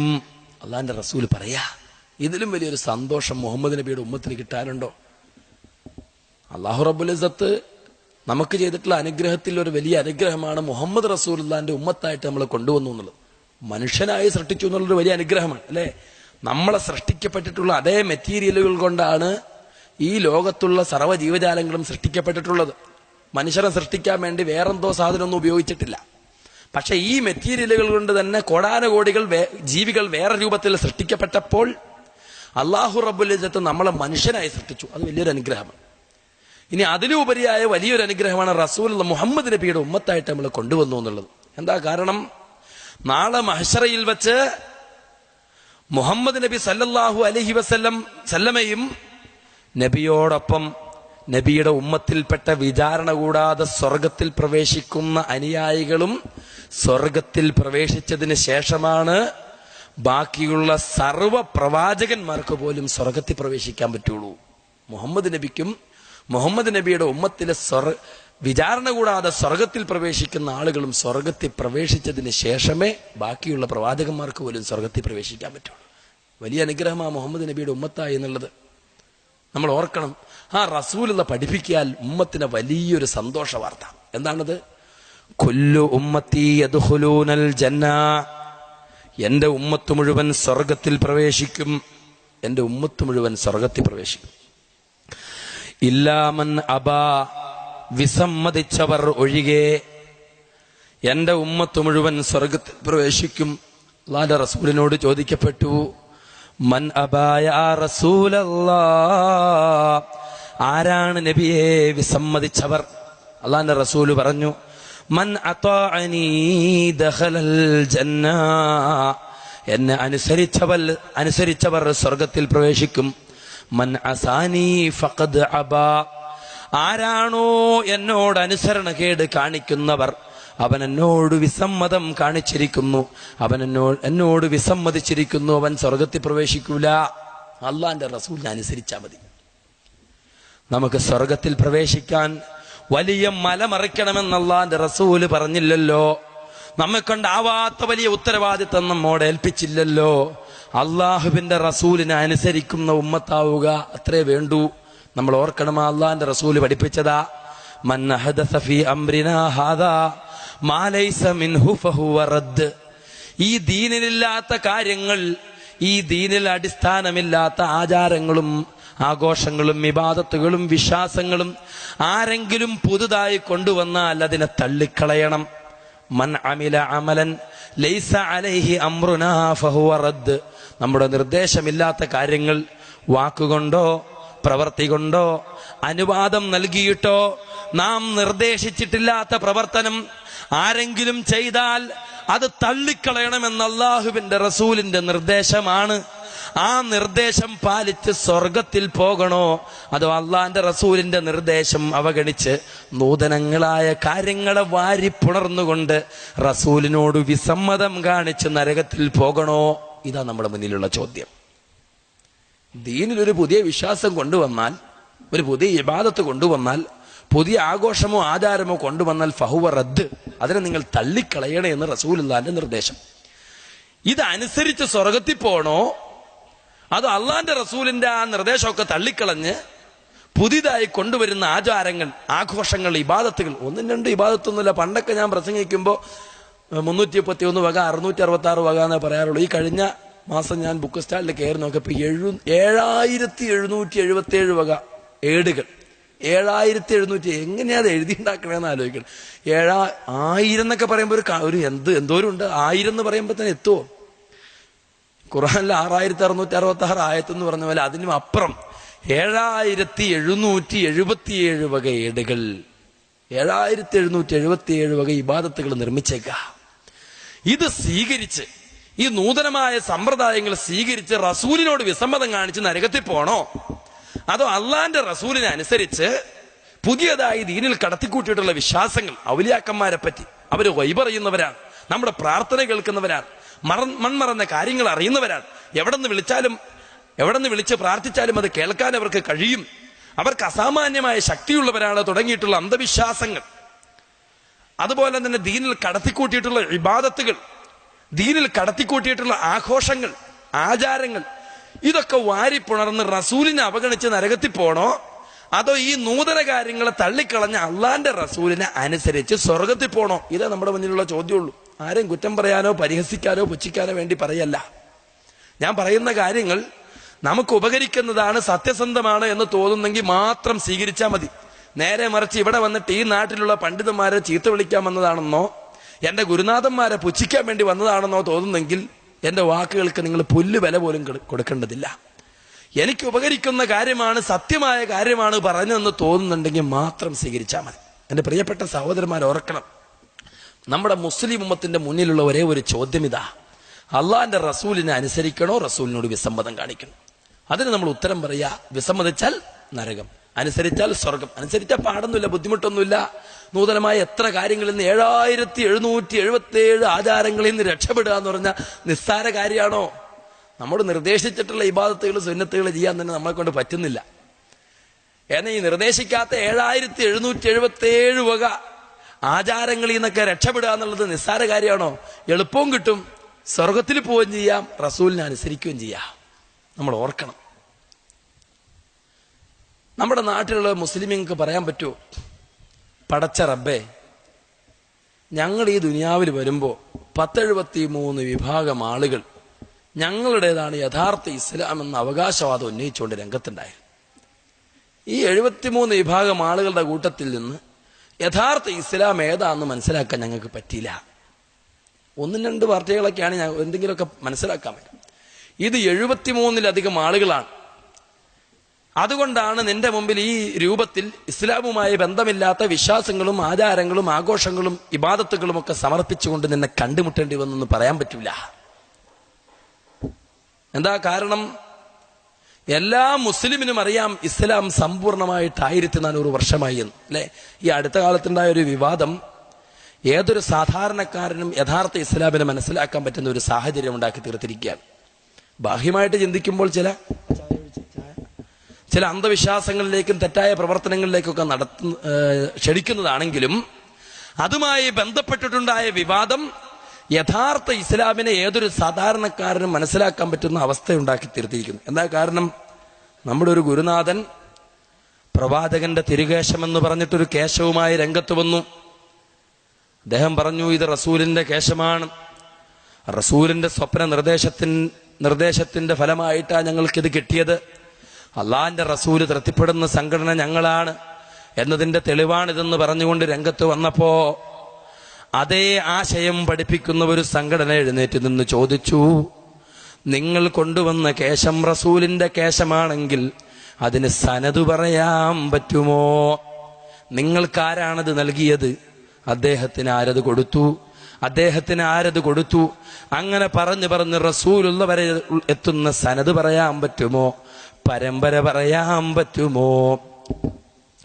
ഈ സനദ് പറയുക എന്നുള്ളത് ഒരു കീറാമുട്ടിയായി മാറിയപ്പോൾ കേശവുമായി രംഗത്ത് വന്ന പണ്ഡിതന്മാർ എഴുന്നേറ്റ് നിന്ന് ചോദിച്ചു, ഞങ്ങൾ കൊണ്ടുവന്ന കേശത്തിന് സനദ് പറഞ്ഞെങ്കിലേ അത് അംഗീകരിക്കൂ എന്നാ നിങ്ങൾ പറയുന്നത്.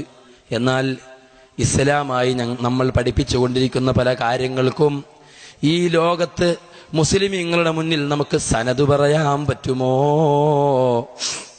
മങ്കൂസ് മൗലൂദിന് സനദുണ്ടോ? ഷറഫല്ലന മൗലൂദിന് സനദുണ്ടോ? ഖുതുബിയ്യത്തിന് സനദുണ്ടോ? മാലപ്പാട്ടുകൾക്കും മൗലൂദുകൾക്കും റാത്തീബുകൾക്കും സനദ് പറയാൻ പറ്റുമോ? തിരുകേശത്തിനു മാത്രമെന്തേ നിങ്ങൾ സനദ് ചോദിക്കുന്നു? ഇസ്ലാമായി പഠിപ്പിക്കുന്ന മറ്റ് പല കാര്യങ്ങൾക്കും നമ്മൾ ഈ ലോകത്തിന്റെ മുന്നിൽ സനദ് പറയേണ്ടതില്ലേ? ഈ ചോദ്യം കേട്ടപ്പോഴാണ് നമ്മുടെ പാവപ്പെട്ട ഉമ്മമാരുടെയും ഉപ്പമാരുടെയും ഒക്കെ കണ്ണുകൾ തുറച്ചുപോയി. പടച്ച റബ്ബേ, ഞങ്ങൾ എന്തായി കേൾക്കുന്നത്? ഇക്കാലം അത്രയും ഇസ്ലാമിന്റെ ഭാഗമായി ഞങ്ങൾ മനസ്സിലാക്കിയ മൗലൂദുകൾക്കും മാലപ്പാട്ടുകൾക്കും മങ്കൂസ് മൗലൂദിനും ഷറഫല്ലന മൗലൂദിനും സനദില്ലെന്നോ? ഖുതുബിയ്യത്തിന് സനദില്ലെന്നോ? മാലപ്പാട്ടുകൾക്കും മൗലൂദുകൾക്കും ഉറൂസുകൾക്കും ഒന്നും അള്ളാഹുവിന്റെ റസൂൽ വരെ എത്തുന്ന സനദില്ലെന്നോ? ഏതൊരു സാധാരണക്കാരനും യഥാർത്ഥ ഇസ്ലാമിനെ മനസ്സിലാക്കാൻ ഈ സംഭവം കാരണമായി തീർന്നിരിക്കുന്നു. എന്താ കാരണം?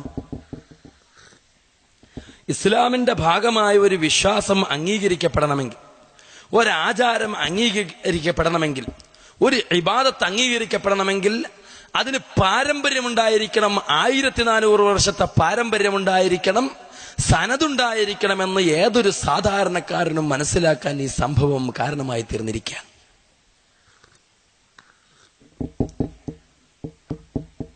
ആർക്കാ അറിയാത്തത് ഇസ്ലാം സമ്പൂർണമായിട്ട് 1400 വർഷമായി എന്ന്?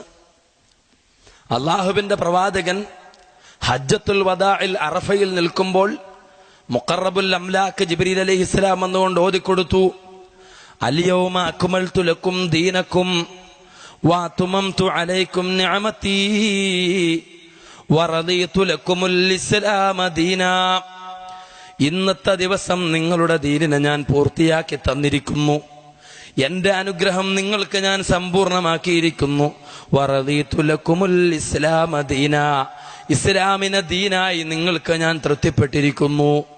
ഏതൊരു മുസ്ലിമിനും അറിയാം ഇസ്ലാം സമ്പൂർണമായിട്ട് 1400 വർഷമായി എന്ന്.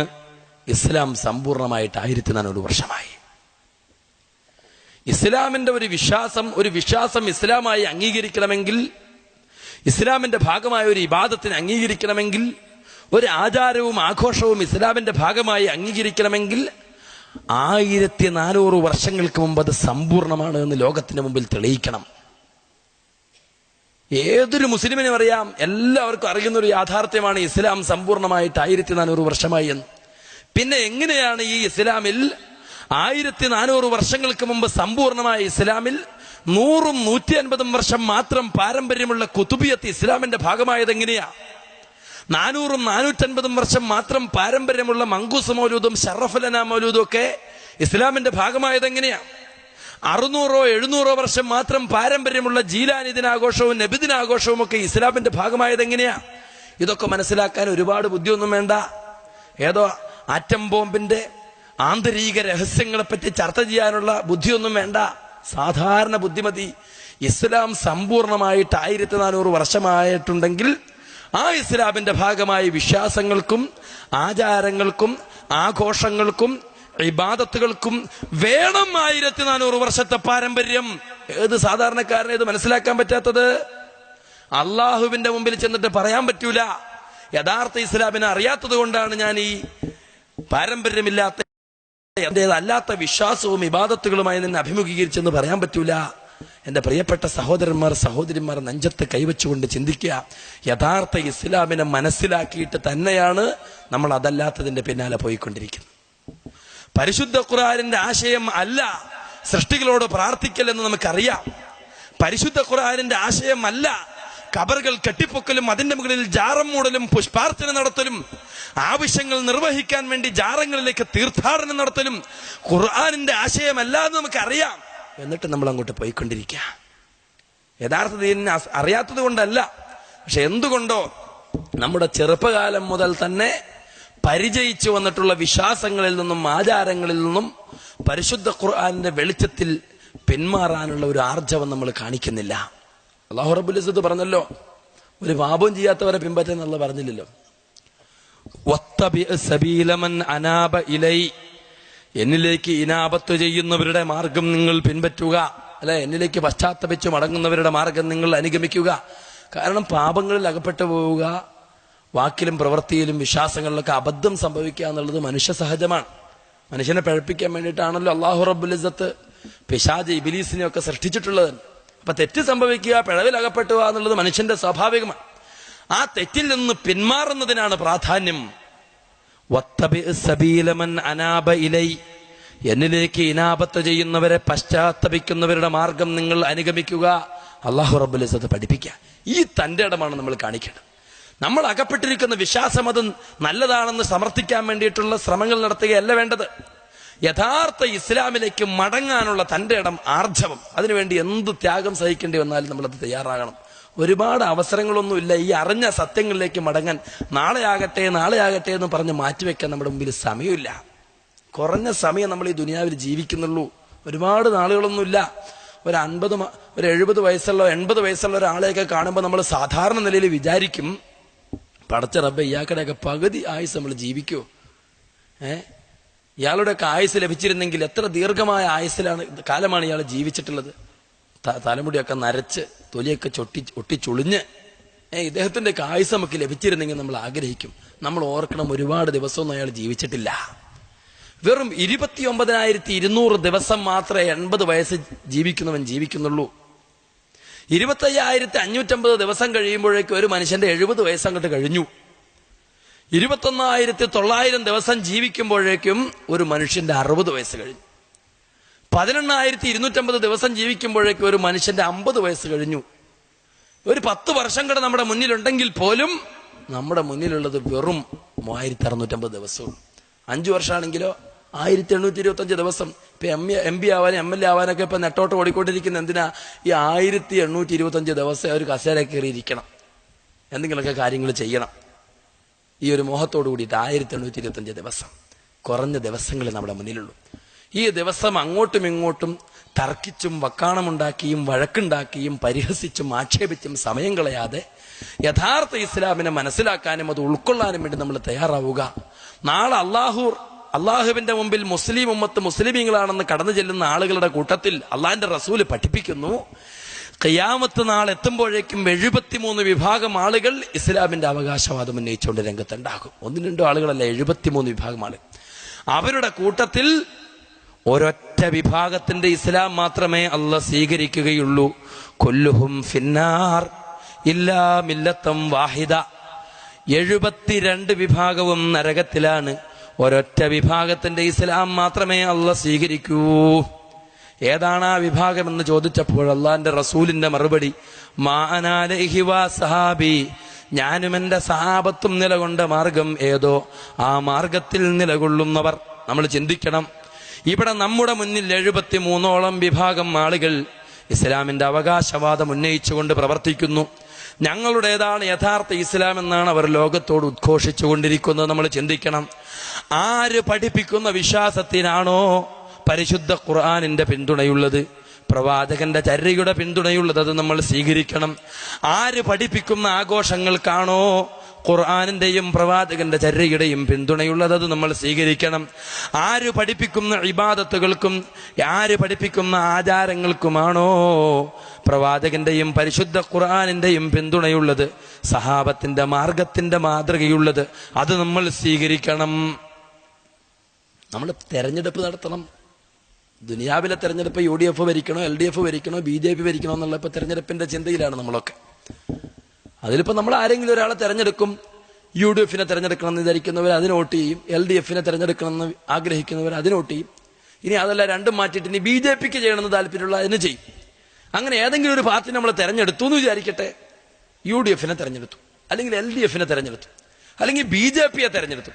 ഇനി അതുമല്ലാത്ത വേറെ ഏതെങ്കിലും പാർട്ടിനെ നമ്മൾ തെരഞ്ഞെടുത്ത് കഴിഞ്ഞപ്പോഴാണ് നമുക്ക് ബോധ്യപ്പെട്ടത് അവരുടെ ദുർഭരണവും ഈ സമൂഹത്തിനെ പീഡിപ്പിക്കലൊക്കെ കണ്ടപ്പോൾ നമ്മൾ ചിന്തിക്കുക, പടച്ച റബ്ബേ, ഇതല്ലാത്ത മറ്റേ പാർട്ടിനെ തെരഞ്ഞെടുക്കാമായിരുന്നു. അങ്ങനെ ചിന്തിച്ചു. അപ്പൊ തെരഞ്ഞെടുപ്പിൽ ഒരു പരാജയം സംഭവിച്ചു. നമ്മുടെ തെരഞ്ഞെടുപ്പിൽ പരാജയം സംഭവിച്ചു. അങ്ങനെ നമ്മൾ ബുദ്ധിമുട്ട് അനുഭവിക്കുന്നു. എന്നാൽ നമ്മൾ പേടിക്കേണ്ടതിൽ 5 വർഷം കഴിഞ്ഞാൽ പിന്നെയും അവസരമുണ്ട്. 5 വർഷം കഴിഞ്ഞാൽ മറ്റൊരു പാർട്ടിക്ക് വോട്ട് ചെയ്യാനുള്ള അവസരമുണ്ട്. നേരെ മറിച്ച് ഇവിടെ 73 വിഭാഗം ആളുകളിൽ ഏതെങ്കിലും ഒരു പാർട്ടിയെ നമ്മൾ തെരഞ്ഞെടുക്കുമ്പോൾ അത് നമ്മൾ മരണപ്പെട്ട് കബറിലെത്തി കഴിയുമ്പോഴാണ് തെരഞ്ഞെടുത്തത് ഒറിജിനലാണോ അല്ലയോ എന്നുള്ളത് നമുക്ക് തിരിയാം. പിന്നെ ഇനി രണ്ടാമതൊരു പാർട്ടിനെ തെരഞ്ഞെടുക്കാൻ അവസരമില്ല. ഒരൊറ്റ ചാൻസ് ഉള്ളൂ ഈ തെരഞ്ഞെടുപ്പിൽ. 73 വിഭാഗം ആളുകൾ ഞങ്ങളുടേതാണ് യഥാർത്ഥ ഇസ്ലാം എന്ന് പറഞ്ഞുകൊണ്ട് നമ്മുടെ മുന്നിൽ അവരുടെ പ്രോപ്പഗണ്ടകൾ അവതരിപ്പിച്ചുകൊണ്ടിരിക്കുമ്പോൾ നമ്മുടെ തെരഞ്ഞെടുപ്പ് വളരെ കൃത്യമായിരിക്കണം, കണിശമായിരിക്കണം. പിഴയ്ക്കാൻ പറ്റൂല. പിഴച്ചാൽ ഇനി തെരഞ്ഞെടുപ്പിൽ പരാജയം സംഭവിച്ചു, പിഴവ് സംഭവിച്ചു എന്ന് ബോധ്യപ്പെട്ട ഇനി രണ്ടാമതൊരു അവസരം നമ്മുടെ മുന്നിലില്ല. കാരണം ബോധ്യപ്പെടുന്ന മരണത്തോടു കൂടിയിട്ടാണല്ലോ ബോധ്യപ്പെടുള്ളൂ. നമ്മൾ ഓർക്കണം, നമ്മുടെ ഭാര്യമാർക്കും പെമ്മക്കൾക്കും ഉമ്മമാർക്കൊക്കെ നമ്മൾ സ്വർണ്ണാഭരണം വാങ്ങാറുണ്ട് കടകളിൽ പോയിട്ട്, അല്ലെ? എത്ര വില കൂടിയാലും നമ്മൾ വാങ്ങും സ്വർണ്ണാഭരണം. വലിയ പ്രയോജനമില്ലല്ലോ. ഒരു സ്വർണത്തിന്റെ നിറമുള്ള എന്തെങ്കിലുമൊക്കെ ഇട്ടുകൊടുത്താൽ മതി, അത് ചിന്തിക്കാറില്ല. സ്വർണം തന്നെ വാങ്ങിക്കൊടുക്കും. എന്നാൽ ഈ സ്വർണത്തിന്റെ നിറമുള്ള, സ്വർണത്തേക്കാൾ വർണ്ണമുള്ള മുക്കുപണ്ടങ്ങളും അലങ്കാര ആഭരണങ്ങളും നമ്മുടെ കമ്പോളങ്ങളിൽ, അങ്ങാടികളിൽ വിൽക്കപ്പെടുന്നു. നമ്മൾ ആരും അത് സ്വർണത്തിന്റെ വില കൊടുത്ത് വാങ്ങൂല. എന്താ കാരണം? സ്വർണം പരിശോധിക്കേണ്ട മാനദണ്ഡത്തിലൂടെ നമ്മൾ പരിശോധിക്കും. ഉരകലിൽ വെച്ച് ഉരച്ച് പരിശോധിച്ച് സ്വർണമാണെന്ന് ബോധ്യപ്പെട്ടാൽ അതിന്റെ സ്വർണത്തിന്റെ വില കൊടുത്ത് തന്നെ നമ്മൾ വാങ്ങും. എന്താ കാരണം? നമ്മൾ പഠിച്ചിട്ടുണ്ട്, മിന്നുന്നതെല്ലാം പൊന്നല്ല. പൊന്നാണോ എന്ന് പരിശോധിക്കേണ്ട മാനദണ്ഡമുണ്ട്. അത് വെച്ച് പരിശോധിച്ച് നമ്മൾ പരിശോധിക്കണം. എന്നിട്ട് അത് സ്വർണമാണെന്ന് ബോധ്യപ്പെട്ടാൽ നമ്മളത് വാങ്ങും. എന്നാൽ ഇസ്ലാമാണെന്ന് പറഞ്ഞുകൊണ്ട് രംഗത്ത് വരുന്നതൊക്കെയും ഇസ്ലാം അല്ല എന്നുള്ള തിരിച്ചറിവ് നമുക്ക് വേണം. 73 വിഭാഗം ആളുകളുടെ കൂട്ടത്തിൽ ഒരൊറ്റ പാർട്ടി മാത്രമേ യഥാർത്ഥ ഇസ്ലാമുള്ളൂ. ഒരൊറ്റ വിഭാഗത്തിനെ പരിശുദ്ധ ഖുർആനിന്റെയും പ്രവാചകന്റെ ചര്യയുടെയും സഹാബത്തിന്റെ മൻഹജിന്റെയും പിന്തുണയുണ്ടാവുകയുള്ളൂ. നമ്മൾ പരിശോധിക്കണം. ഖുർആനാകുന്ന ഉരകല്ലിൽ വെച്ച് ഉരച്ചു നോക്കി പരിശോധിക്കണം. പ്രവാചകന്റെ ചര്യയാകുന്ന ആ ഉരകല്ലിൽ വെച്ചൊന്ന് ഉരച്ചു നോക്കി പരിശോധിക്കണം. ആരുടെ വിശ്വാസങ്ങളാണോ പരിശുദ്ധ ഖുർആൻ പിന്തുണയ്ക്കുന്നത് അത് നമ്മൾ സ്വീകരിക്കണം. ആരുടെ ഇബാദത്തുകളും ആചാരങ്ങളും ആഘോഷങ്ങളുമാണോ പ്രവാചകന്റെ ചര്യയും പരിശുദ്ധ ഖുർആനും സഹാബത്തിന്റെ മനഹജും പിന്തുണയ്ക്കുന്നത് അത് നമ്മൾ അങ്ങോട്ട് സ്വീകരിക്കണം. നാളെ നേരം എടുത്ത് നിങ്ങളൊക്കെ മുജാഹിദ് ആവണമെന്നോ സലഫി ആവണമെന്നോ എന്നിട്ട് ഏതെങ്കിലും സംഘടനാ നേതാക്കളെയും ചീത്ത വിളിക്കണമെന്നോ ഒന്നും ഞാൻ നിങ്ങളോട് പറയുന്നില്ല. നാളെ നിങ്ങൾ മുജാഹിദ് ആവണ്ട, സലഫി ആകണ്ട. നിങ്ങളൊരു തീരുമാനം എടുത്താൽ മതി. എന്ത് തീരുമാനം? ഇനി എന്റെ അങ്ങോട്ടുള്ള ജീവിതം യഥാർത്ഥ ഇസ്ലാമിന്റെ വിശ്വാസങ്ങളും ഇബാദത്തുകളും ആചാരങ്ങളും അനുഷ്ഠിച്ചുകൊണ്ടായിരിക്കും. ഒരു പാർട്ടിയിലും കൂടണ്ട. ഇനി എന്റെ അങ്ങോട്ടുള്ള ജീവിതം പരിശുദ്ധ ഖുർആനും പ്രവാചകന്റെ ചര്യയും മാതൃകയാക്കിക്കൊണ്ട് ആ യഥാർത്ഥ ദീനിന്റെ വിശ്വാസങ്ങളും ആചാരങ്ങളും ആഘോഷങ്ങളും ഇബാദത്തുകളും മുറുകെ പിടിച്ചുകൊണ്ടായിരിക്കും. ഖുർആനും പ്രവാചകന്റെ ചര്യയും പിന്തുണയ്ക്കാത്ത ഒരു വിശ്വാസവും ഇനി എന്നിലുണ്ടാവൂല. പരിശുദ്ധ ഖുർആനും പ്രവാചകന്റെ ചര്യയും പിന്തുണയ്ക്കാത്ത ഇബാദത്തുകളും ആചാരങ്ങളും ആഘോഷങ്ങളും എന്നിലുണ്ടാവൂല. ആ ഒരു തീരുമാനം എടുത്താൽ മതി. സലഫി മുജാഹിദ് ഒന്നും നിങ്ങളാവണ്ട. പക്ഷെ 2 ദിവസം കഴിയുമ്പോഴേക്കും നിങ്ങളെ വിളിക്കും, നിങ്ങളുടെ അടുത്തുള്ള ആളുകൾ വിളിക്കും, പണ്ഡിതന്മാര് വിളിക്കും സലഫി എന്ന്, മുജാഹിദ് എന്ന്. എന്താ കാരണം? അവർക്കറിയാം പരിശുദ്ധ ഖുർആൻ പിന്തുണയ്ക്കുന്ന വിശ്വാസത്തിന്റെ വാക്താക്കൾ അവർ സലഫികളാണ് എന്ന്. അവർക്കറിയാം പ്രവാചകന്റെ ചര്യയുടെ യഥാർത്ഥ അനുയായികൾ അവർ സലഫികളാണ് എന്ന്. അവർക്കറിയാം പ്രവാചകന്റെ സഹാബത്തിന്റെ മാതൃക പിന്തുടരുന്നവർ അവർ സലഫികളാണ് എന്ന്. അത് പിന്തുടരാൻ നമ്മൾ തീരുമാനിച്ചാൽ നമ്മൾ മുജാഹിദെന്നും സലഫിയെന്നും വിളിച്ചിട്ടില്ലെങ്കിലും, നമ്മളെ സ്വന്തം വിളിച്ചിട്ടില്ലെങ്കിലും നമ്മുടെ ചുറ്റുഭാഗത്തുള്ളവർ നമ്മളെ മുജാഹിദ് എന്ന് വിളിക്കും. ഇത് വെറുതെ പറയുന്നതല്ല. ഞാൻ നൗഷാദ് ഹസീനയുടെ ഒരു പ്രസംഗം കേട്ടു. നൗഷാദ് ഹസീനയുടെ ഒരു പ്രസംഗം എനിക്ക് വലിയ സന്തോഷമായിപ്പോയി. കാരണം ഞാൻ മുജാഹിദായി, നമ്മുടെ ഉസ്താദുമാരൊക്കെ മുജാഹിദായ കൊള്ളാമെന്ന് എനിക്ക് വലിയ ആഗ്രഹമുണ്ട്. അങ്ങനെ ഇരിക്കുന്ന ഘട്ടത്തിലാണ് നൗഷാദ് ഹസീൻ പ്രസംഗിക്കുകയാണ്. പേരോട് ഉസ്താദും പൊന്മുളയും സലഫിയായിരിക്കുന്നു. അദ്ദേഹം പറഞ്ഞത് പേരോടും പൊന്മുളയും സലഫിയായിരിക്കുന്നു. എന്റെ കടപ്പാട് കൊണ്ട് ഞാൻ പറയുന്നു, പേരോട് ഉസ്താദും പൊന്മുള ഉസ്താദും സലഫിയായിരിക്കുന്നു. നിസ്സാര കാര്യമല്ലല്ലോ. എനിക്ക് വലിയ സന്തോഷമായിപ്പോയി. ഞാൻ മാത്രമല്ലല്ലോ, എനിക്ക് ഇനി ആളുകൾ വരുന്നുണ്ട്, അതിന് എന്റെ ഉസ്താദാ. അപ്പൊ പിന്നെ കുഴപ്പമില്ലല്ലോ. ആ 4 കൊല്ലം ഞാൻ അവിടെ പഠിച്ച സിറാജുൽ ഹുദയിൽ. എന്താ കാരണം? പ്രവാചകന്റെ തിരുകേശവുമായി ബന്ധപ്പെട്ടുകൊണ്ടൊരു വിവാദം. അത് കത്തിച്ചു നോക്കിയാലോ പ്രവാചകന്റെ കേശമാണെങ്കിൽ അത് കത്തുകയില്ലെന്നാണ് സമൂഹത്തിൽ പഠിപ്പിക്കപ്പെട്ടിട്ടുള്ളത്.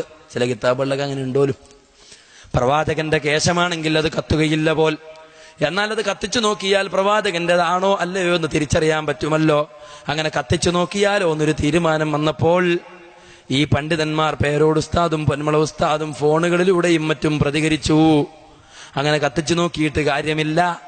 എന്താ കാരണം? പ്രവാചകന്റെ മുഅ്ജിസത്തായി ഖിയാമത്ത് നാൾ വരെ നിലനിൽക്കുന്നത് പരിശുദ്ധ ഖുർആൻ മാത്രമാണ്. അതുകൊണ്ട് മുടി കത്തിച്ചു നോക്കിയിട്ട് ഒറിജിനലോ അല്ലയോ എന്ന് തീരുമാനിക്കാൻ പറ്റൂല. ഇത് പറഞ്ഞപ്പോൾ മറുഭാഗത്ത് നിന്ന് നൗഷാദ് ഹസനി എഴുന്നേറ്റ് നിന്നിട്ട് പറയുന്നു, അതാ പേരോടും പൊന്മുളയും സലഫിയായിരിക്കുന്നു. ഇക്കാലം അത്രയും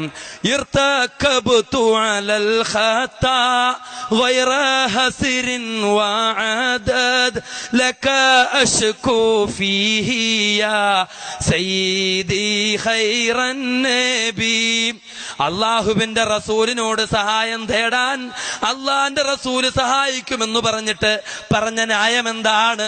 മുഅ്ജിസത്തിന്റെ അടിസ്ഥാനത്തിൽ അള്ളാന്റെ റസൂല് സഹായിക്കുമെന്നല്ലേ? ഇപ്പോഴവര് പറയുന്നു റസൂലിന്റെ മുഅ്ജിസത്തായി ഖിയാമത്ത് നാൾ വരെ നിലനിൽക്കുന്നത് പരിശുദ്ധ ഖുർആൻ മാത്രമാണ്. ഇനി മുഅ്ജിസത്തിന്റെ അടിസ്ഥാനത്തിൽ സഹായിക്കുമെന്ന് പറഞ്ഞ് സഹായം തേടാൻ നിൽക്കണ്ട. ഇക്കാലം അത്രയും പറഞ്ഞു വന്ന പ്രചരിപ്പിച്ച ആശയത്തിൽ നിന്ന് അവർ പിന്മാറിയിരിക്കുന്നു. പേരോടും പൊന്മുളയും സലഫിയായിരിക്കുന്നു. ഒരൊറ്റ കാര്യത്തിന്റെ പേരിൽ, ഒരൊറ്റ ആദർശം നേരെയാക്കിയതിന്റെ പേരിൽ സലഫി എന്നവരെ വിളിച്ചെങ്കിൽ ഇനി നാളെ മുതൽ നമ്മൾ ഇങ്ങനെ ഒരു തീരുമാനം എടുത്ത എന്താ പറയുക ആളുകള്? ഇനി നാളെ മുതൽ എന്റെ വിശ്വാസം മുഴുവനും സലഫ് സാലിഹ്യങ്ങൾ വിശ്വസിച്ച പ്രവാചകന്റെയും സഹാബത്തിന്റെയും മാതൃകയിലായിരിക്കും. എന്റെ ഇബാദത്ത് മുഴുവനും പ്രവാചകന്റെയും സഹാബത്തിന്റെയും മാതൃകയിലായിരിക്കും. എന്റെ ആചാരങ്ങളും ആഘോഷങ്ങളും മുഴുവനും പ്രവാചകന്റെയും സഹാബത്തിന്റെയും മാതൃകയിലായിരിക്കുമെന്ന് വിളിച്ചാൽ ഒരു ദിവസം കഴിയണ്ട, ഒരു മണിക്കൂർ പിന്നിടണ്ട, നമ്മളെ വിളിക്കും സലഫി മുജാഹിദ് എന്ന്. കാരണം ഈ യഥാർത്ഥ ആശയത്തിന്റെ വാക്താക്കൾ സലഫികളാണ്, മുജാഹിദുകളാണ് എന്ന് എല്ലാവർക്കും അറിയാം. ഒരാൾ എന്തുകൊണ്ട് മുജാഹിദായി എന്നുള്ളതിൽ ഒരത്ഭുതമില്ല. ഞാനിപ്പോൾ മുജാഹിദായതിൽ വലിയ അത്ഭുതമായിട്ട് ആൾക്കാർ നടക്കണേ. ഒരാൾ മുജാഹിദാകുന്നതിൽ ഒരു അത്ഭുതമില്ലാന്ന്. എന്തുകൊണ്ട് ആളുകൾ മുജാഹിദാകുന്നില്ല? എന്തോ നൂതനമായ കാര്യങ്ങൾ, പുതിയ വിശ്വാസങ്ങൾ പഠിപ്പിക്കുന്നതിന്റെ പേരിലാണ് മുജാഹിദാകാത്തത് പറയാൻ പറ്റുമോ? പുതിയ ആചാരങ്ങൾ പഠിപ്പിക്കുന്നതിന്റെ പേരിലാണ് ആളുകൾ മുജാഹിദാകാത്തത് പറയാൻ പറ്റുമോ? പറ്റൂല. എന്തുകൊണ്ട് ഈ ആളുകൾ മുജാഹിദാകുന്നില്ല എന്നുള്ളതിൽ വലിയ അത്ഭുതപ്പെടേണ്ടിയിരിക്കുന്നു. എന്തെങ്കിലും ഒരു അനാവശ്യം ചൂണ്ടിക്കാണിക്കാൻ വേണ്ടേ? ഞാൻ നജീബ് മൗലാനയുടെ ഒരു പ്രസംഗം കേട്ടു. മുജാഹിദുകളെ പറ്റി എത്ര ചിന്തിച്ചിട്ടും ഒരു കുറ്റം പറയാൻ കഴിയുന്നില്ല. അത് വെറുതെ പറയുന്നല്ല. മുജാഹിദുകളെ പറ്റി ചിന്തിക്കുമ്പോൾ നമ്മളിപ്പോ മുജാഹിദുകൾ പറയാണ്, മയ്യത്ത് കൊണ്ടുപോകുമ്പോ നിശബ്ദമായിട്ട് കൊണ്ടുപോകണം. മയ്യത്ത് കൊണ്ടുപോകുമ്പോൾ നിശബ്ദമായിട്ട് കൊണ്ടുപോകണമെന്ന് മുജാഹിദുകൾ പറഞ്ഞു. സമൂഹത്തിൽ തെറ്റായ വിശ്വാസം പഠിപ്പിക്കുന്നു. മയ്യത്ത് കൊണ്ടുപോകുമ്പോൾ നമ്മൾ ഇതുവരെ നടത്തിക്കൊണ്ടിരുന്ന തഹ്ലീൽ അത് മുജാഹിദുകൾ മുടക്കിക്കളയുന്നു. ഇതൊരു മുജാഹിദിന്റെ ഒരു തെറ്റായിട്ടാണ് ആൾക്കാർ മനസ്സിലാക്കിയിരിക്കുന്നത്. പക്ഷെ നമ്മൾ കിതാബ് നോക്കുമ്പോൾ ഇതൊരു മുജാഹിദ് പറയുന്ന ഒരു കാര്യമല്ല. മുജാഹിദുകളെക്കാൾ മുമ്പ് ഇമാമുകൾ അവരുടെ കിതാബുകളിൽ എഴുതി വെച്ചേക്കാം. എന്താണ്? ഇമാം നവവിയെ പോലുള്ളവർ എഴുതി വെക്കുന്നു, വഅലം, നീ അറിയണം, അന്ന സ്വവാബൽ മുഖ്താർ മാക്കാന അലൈഹി സലഫു റളിയല്ലാഹു അൻഹും, സലഫു സാലിഹികൾ നിലകൊണ്ട മാർഗം, അതായത് ഹിജ്റയുടെ 3 നൂറ്റാണ്ട് ഉള്ള സലഫു സാലിഹികൾ, സഹാബത്തും താബിഈങ്ങളും താബിഈങ്ങളും അടങ്ങുന്ന സലഫു സാലിഹികൾ നിലകൊണ്ട സത്യസന്ധമായ രീതി, മാർഗം എന്താണ്? അസ്സുകൂതു ഫീ ഹാലി സൈരി മഅൽ ജനാസത്തി, ജനാസയോടൊപ്പം പോകുമ്പോൾ നിശബ്ദമായി പോകണമെന്നാണ്. ഫലാ യുർഫഉ സൗതൻ ബിഖിറാഅത്തിൻ വലാ ദിക്രിൻ വലാ ഗൈരി ദാലിക്, ഖുർആൻ ഓതിയിട്ടോ ദിക്ർ ചൊല്ലിയിട്ടോ മറ്റെന്തെങ്കിലും പറഞ്ഞിട്ടോ ശബ്ദമുയർത്തരുത് എന്നുള്ളതാണ്. ഇതിന്റെ ന്യായം എന്താണ്? വൽ ഹിക്മത്തു ഫീഹി ലാഹിർ, ഇതിന്റെ ന്യായം പ്രത്യേകിച്ച് പറയേണ്ടതില്ല, പ്രകടമാണ്, വ്യക്തമാണ്. വഹിയെങ്കിലും അത് പറയുന്നു, വഹിയ അന്നഹു, ആ നിശബ്ദമായി പോവുക എന്നുള്ളതാണ്, അസ്കനുലി ഖാതിരിഹി വഅജ്മഉ ഫിക്രിഹി ഫീമാ യതഅല്ലഖു ബിൽ ജനാസത്തി, ജനാസയുമായി ബന്ധപ്പെട്ടുകൊണ്ടുള്ള ചിന്തകൾക്ക് ഏറ്റവും അനുയോജ്യമായിട്ടുള്ളത് നിശബ്ദമായി പോകലാണ്. ഇമാം നവവി റഹിമഹുല്ല പറയുകയാ, വഹുവൽ മത്ലൂബു ഫീ ഹാദൽ ഹാലി, അതാണ് ശർഅ് ദീൻ ആവശ്യപ്പെടുന്നതും ഈ അവസ്ഥയിൽ. ഫഹാദാ ഹുവൽ ഹഖ്, ഇതാണ് സത്യം. വലാ തഗ്തറന്ന ബികസറത്തി മൻ യുഖാലിഫുഹു, അതിനെതിരി ചെയ്യുന്ന ആളുകൾ കൂടുതലാണല്ലോ എന്ന് ചിന്തിച്ച് നീ വഞ്ചനയിൽ പെട്ടുപോകരുതേ. ഇമാം നവവി റഹിമഹുല്ല പഠിപ്പിക്കാം. മുജാഹിദുകൾ പറയുന്ന ഏത് വിഷയം എടുത്തു നോക്കിയാലും നമസ്കാരത്തിൽ കൈകെട്ടേണ്ടത് നെഞ്ചിന്റെ മുകളിലാണ്. കിതാബുകളിൽ ഇമാമുകൾ അങ്ങനെ എഴുതി വെച്ചിരിക്കുന്നേ. കെട്ടിപ്പൊക്കിയ ഖബറുകൾ പൊളിക്കപ്പെടണം. ഇമാം നവവി റഹിമഹുല്ല തന്റെ ശറഹുൽ മുഹദ്ദബിലും ശറഹ് മുസ്ലിമിലും ഒക്കെ എഴുതിയിരിക്കുന്നു. അപ്പൊ ഏത് വിഷയം മയ്യത്തിന്റെ പേരിൽ ഖുർആൻ ഓതിയാൽ മയ്യത്തിലേക്ക് ചേരൂല. മുജാഹിദുകൾ പറയുന്നതിന് എത്രയോ മുമ്പ് ഇമാം ഷാഫി റഹിമഹുല്ലയെ പോലുള്ള ആളുകൾ ഈ അഭിപ്രായം രേഖപ്പെടുത്തിയിരിക്കുന്നു. അപ്പൊ ഈ വിഷയങ്ങളിൽ മുജാഹിദ് പ്രസ്ഥാനം തെറ്റാണെന്ന് നമ്മൾ പറയേണ്ടി വന്നാൽ മുജാഹിദുകളെക്കാൾ മുമ്പ് പിഴച്ചവരാരായിരിക്കണം? ഇമാം നവവിയും ഇമാം ഷാഫിഈയും പോലുള്ള മഹാപണ്ഡിതന്മാരായിരിക്കണം. നമ്മൾ ഓർക്കണം, ഈ മുജാഹിദുകളെ സംബന്ധിച്ച് എന്തെങ്കിലും ഒരു തെറ്റ് ചൂണ്ടിക്കാണിക്കാൻ കഴിയുമായിരുന്നില്ല. പക്ഷെ നജീബ് മൗലവിയുടെ ഒരു പ്രസംഗം കേട്ടു. നജീബ് മൗലവി പറയാണ്, ഒരു 1.5 മണിക്കൂർ നീണ്ടു നിൽക്കുന്ന പ്രസംഗത്തിൽ ഇന്ന കാര്യം മുജാഹിദുകളുടെ ഇത് ബിദ്അത്താണ്, ബിദ്അത്ത് എന്ന വിഷയത്തിൽ പ്രസംഗിച്ചിട്ട് അത് ബിദ്അത്താണെന്ന് പറയാൻ അദ്ദേഹത്തിന് കഴിഞ്ഞില്ല. അവസാനം അദ്ദേഹം പറഞ്ഞ ഒരു കാര്യം എന്താണ്? മുജാഹിദുകൾ സമൂഹത്തിൽ ഭിന്നതയുണ്ടാക്കിയവരാ, കക്ഷിത്വമുണ്ടാക്കിയവരാണ് മുജാഹിദുകൾ. ദീനിൽ കക്ഷിത്വമുണ്ടാക്കുക എന്നുള്ളത് വലിയ വിപത്താണ്. കാരണം റസൂലുള്ളാഹി സ്വല്ലല്ലാഹു അലൈഹി വസല്ലമ പറഞ്ഞിട്ടുണ്ട്, മൻ ഫാറഖൽ ജമാഅത ശിബ്റൻ ഫഖദ് ഖല റിബ്ഖത്തൽ ഇസ്ലാമി മിൻ ഉലഖി, ദീനുൽ ഇസ്ലാമിൽ ഭിന്നതയുണ്ടാക്കിയാൽ, ഒരു ചാൺ ആരെങ്കിലും വ്യതിചലിച്ചാൽ അവൻ ഇസ്ലാമിന്റെ പാശം കഴുത്തിൽ നിന്ന് പൊട്ടിച്ചെറിഞ്ഞവനാണ്. ദീനിന്റെ കൂട്ടായ്മയിൽ നിന്ന്, ഐക്യത്തിൽ നിന്ന് ഒരു ചാൺ വ്യതിചലിച്ചാൽ അവൻ ഇസ്ലാമിന്റെ പാശം കഴുത്തിൽ നിന്ന് പൊട്ടിച്ചെറിഞ്ഞവനാണ്. നജീബ് മൗലവി പ്രസംഗിച്ച മുജാഹിദുകളുടെ ഭിന്നതയുണ്ടാക്കിയവരാണ് പറഞ്ഞത്. നജീബ് മൗലവി ആണെങ്കിൽ സത്യം പറഞ്ഞ് അംഗീകരിക്കണോ? അത് അംഗീകരിക്കുന്നു. നജീബ് മൗലവിയുടെ പ്രസ്താവം പ്രവാചകന്റെ വാക്കാണ്. ദീനുൽ ഇസ്ലാമിൽ നിന്ന് ഒരു ചാൺ ആരെങ്കിലും വ്യതിചലിച്ചാൽ അവൻ ഇസ്ലാമിന്റെ പാശം കഴുത്തിൽ നിന്ന് പൊട്ടിച്ചെറിഞ്ഞവനാണ്. ഇസ്ലാമിൽ ഭിന്നതയുണ്ടാക്കുന്നതിന്റെ ഭവിഷ്യത്ത് വളരെ വലുതാണ്. അല്ലാഹു റബ്ബുൽ ഇസ്സത്ത് പറഞ്ഞു. എന്താ പറഞ്ഞത്? വലാ തകൂനു കല്ലദീന തഫറഖു. എന്താ പറയുന്നത്? ദീനിൽ കക്ഷിത്വമുണ്ടാക്കിയവരുമായിട്ട് അള്ളാന്റെ റസൂലിന് ഒരു ബന്ധവുമില്ല. മുസ്ലിമാന്ന് പറഞ്ഞിട്ട് കാര്യമില്ല. ദീനിൽ കക്ഷിത്വമുണ്ടാക്കിയാൽ, ഭിന്നതയുണ്ടാക്കിയാൽ, ഐക്യത്തിൽ നിന്ന് ഭിന്നിച്ചാൽ അള്ളാഹുവിന്റെ റസൂലിന് അവരുമായിട്ടൊരു ബന്ധമില്ല. അള്ളാഹു പഠിപ്പിക്കാം, ഇന്നല്ലദീന ഫറഖൂ ദീനഹും വകാനൂ ശിയഅൻ ലസ്ത മിൻഹും. തീർച്ചയായിട്ടും ദീനിൽ കക്ഷിത്വമുണ്ടാക്കിയിട്ടുള്ളവർ, ദീനിൽ ഭിന്നതയുണ്ടാക്കിയിട്ടുള്ളവർ, ലസ്ത മിൻഹും, നബിയെ താങ്കൾ അവരിൽ പെട്ടവനല്ല, അവരുമായി താങ്കൾക്കൊരു ബന്ധവുമില്ല. ലസ്ത മിൻഹും ഫീ ഷൈഇൻ ഇന്നമാ അംറുഹും മിനല്ലാഹി, അവരുടെ കാര്യം അല്ലാഹുവിങ്കലേക്കാണ് മടങ്ങുന്നത്. സുമ്മ യുനബ്ബിഉഹും ബിമാ കാനൂ യഫ്അലൂൻ, അവർ പ്രവർത്തിച്ചുകൊണ്ടിരുന്ന കാര്യത്തെ സംബന്ധിച്ച് അള്ളാഹു അവർക്ക് വിവരം നൽകും. ദീനിൽ കക്ഷിത്വമുണ്ടാക്കുന്നത് വലിയ വിപത്താണ്. ഈ ദീനിനെ അള്ളാഹു പരിചയപ്പെടുത്തിയത് ഏക സമുദായം എന്നാണ്, ഐക്യപ്പെട്ട് നിലകൊള്ളണം. ഇന്ന ഹാദിഹി ഉമ്മത്തുക്കും ഉമ്മത്തും വാഹിദ വഅന റബ്ബുക്കും ഫഅ്ബുദൂൻ. തീർച്ചയായിട്ടും നിങ്ങളുടെ ഉമ്മത്ത് ഏക ഉമ്മത്താണ്, ഞാനാണ് നിങ്ങളുടെ റബ്ബ്, എന്നെ മാത്രം നിങ്ങൾ ഇബാദത്തെടുക്കണം. അല്ലാഹു റബ്ബുൽ ഇസ്സത്ത് പഠിപ്പിക്കാം. ഈ ഉമ്മത്തിനെ ഏക സമുദായം എന്നാണ് അല്ലാഹു റബ്ബുൽ ഇസ്സത്ത് പഠിപ്പിച്ചത്. നമ്മൾ ഓർക്കണം, അള്ളാഹുവിന്റെ പ്രവാചകൻ നേർരേഖയിൽ എന്ന വണ്ണം ഒരു വര വരച്ചു. എന്നിട്ട് പറഞ്ഞു, ഇതാണ് സിറാത്തുൽ മുസ്തഖീം. 2 വര അള്ളാഹുവിന്റെ റസൂൽ വരച്ചില്ല, ഒരൊറ്റ വരേ വരച്ചു. എന്നിട്ട് ചുറ്റുഭാഗത്തായിട്ട് കുറെ വരകൾ വരച്ചിട്ട് പറഞ്ഞു, ഇതൊക്കെ ലലാലത്തിന്റെ മാർഗമാണ്, പിഴച്ച മാർഗമാണ്. പിഴച്ച മാർഗം ഒരുപാടുണ്ടാകും, ഹിദായത്തിന്റെ മാർഗം ഏകമാർഗമായിരിക്കും. അല്ലാഹു റബ്ബുൽ ഇസ്സത്ത് തന്നെ പറഞ്ഞല്ലോ, അല്ലാഹു വലിയുല്ലദീന ആമനു യുഖ്രിജുഹും മിനൽ ളുലുമാതി ഇലന്നൂർ. അല്ലാഹു മുഅ്മിനീങ്ങളുടെ വലിയാണ്. യുഖ്രിജുഹും മിനൽ ളുലുമാതി ഇലന്നൂർ, അവൻ ഇരുട്ടുകളിൽ നിന്ന് വെളിച്ചത്തിലേക്ക് മുഅ്മിനീങ്ങളെ നയിക്കുന്നു. പിഴച്ച മാർഗങ്ങൾ അല്ലാഹു തആല ബഹുവചനമായിട്ട് ലുലുമാത്ത് എന്ന് ഉപയോഗിച്ചു.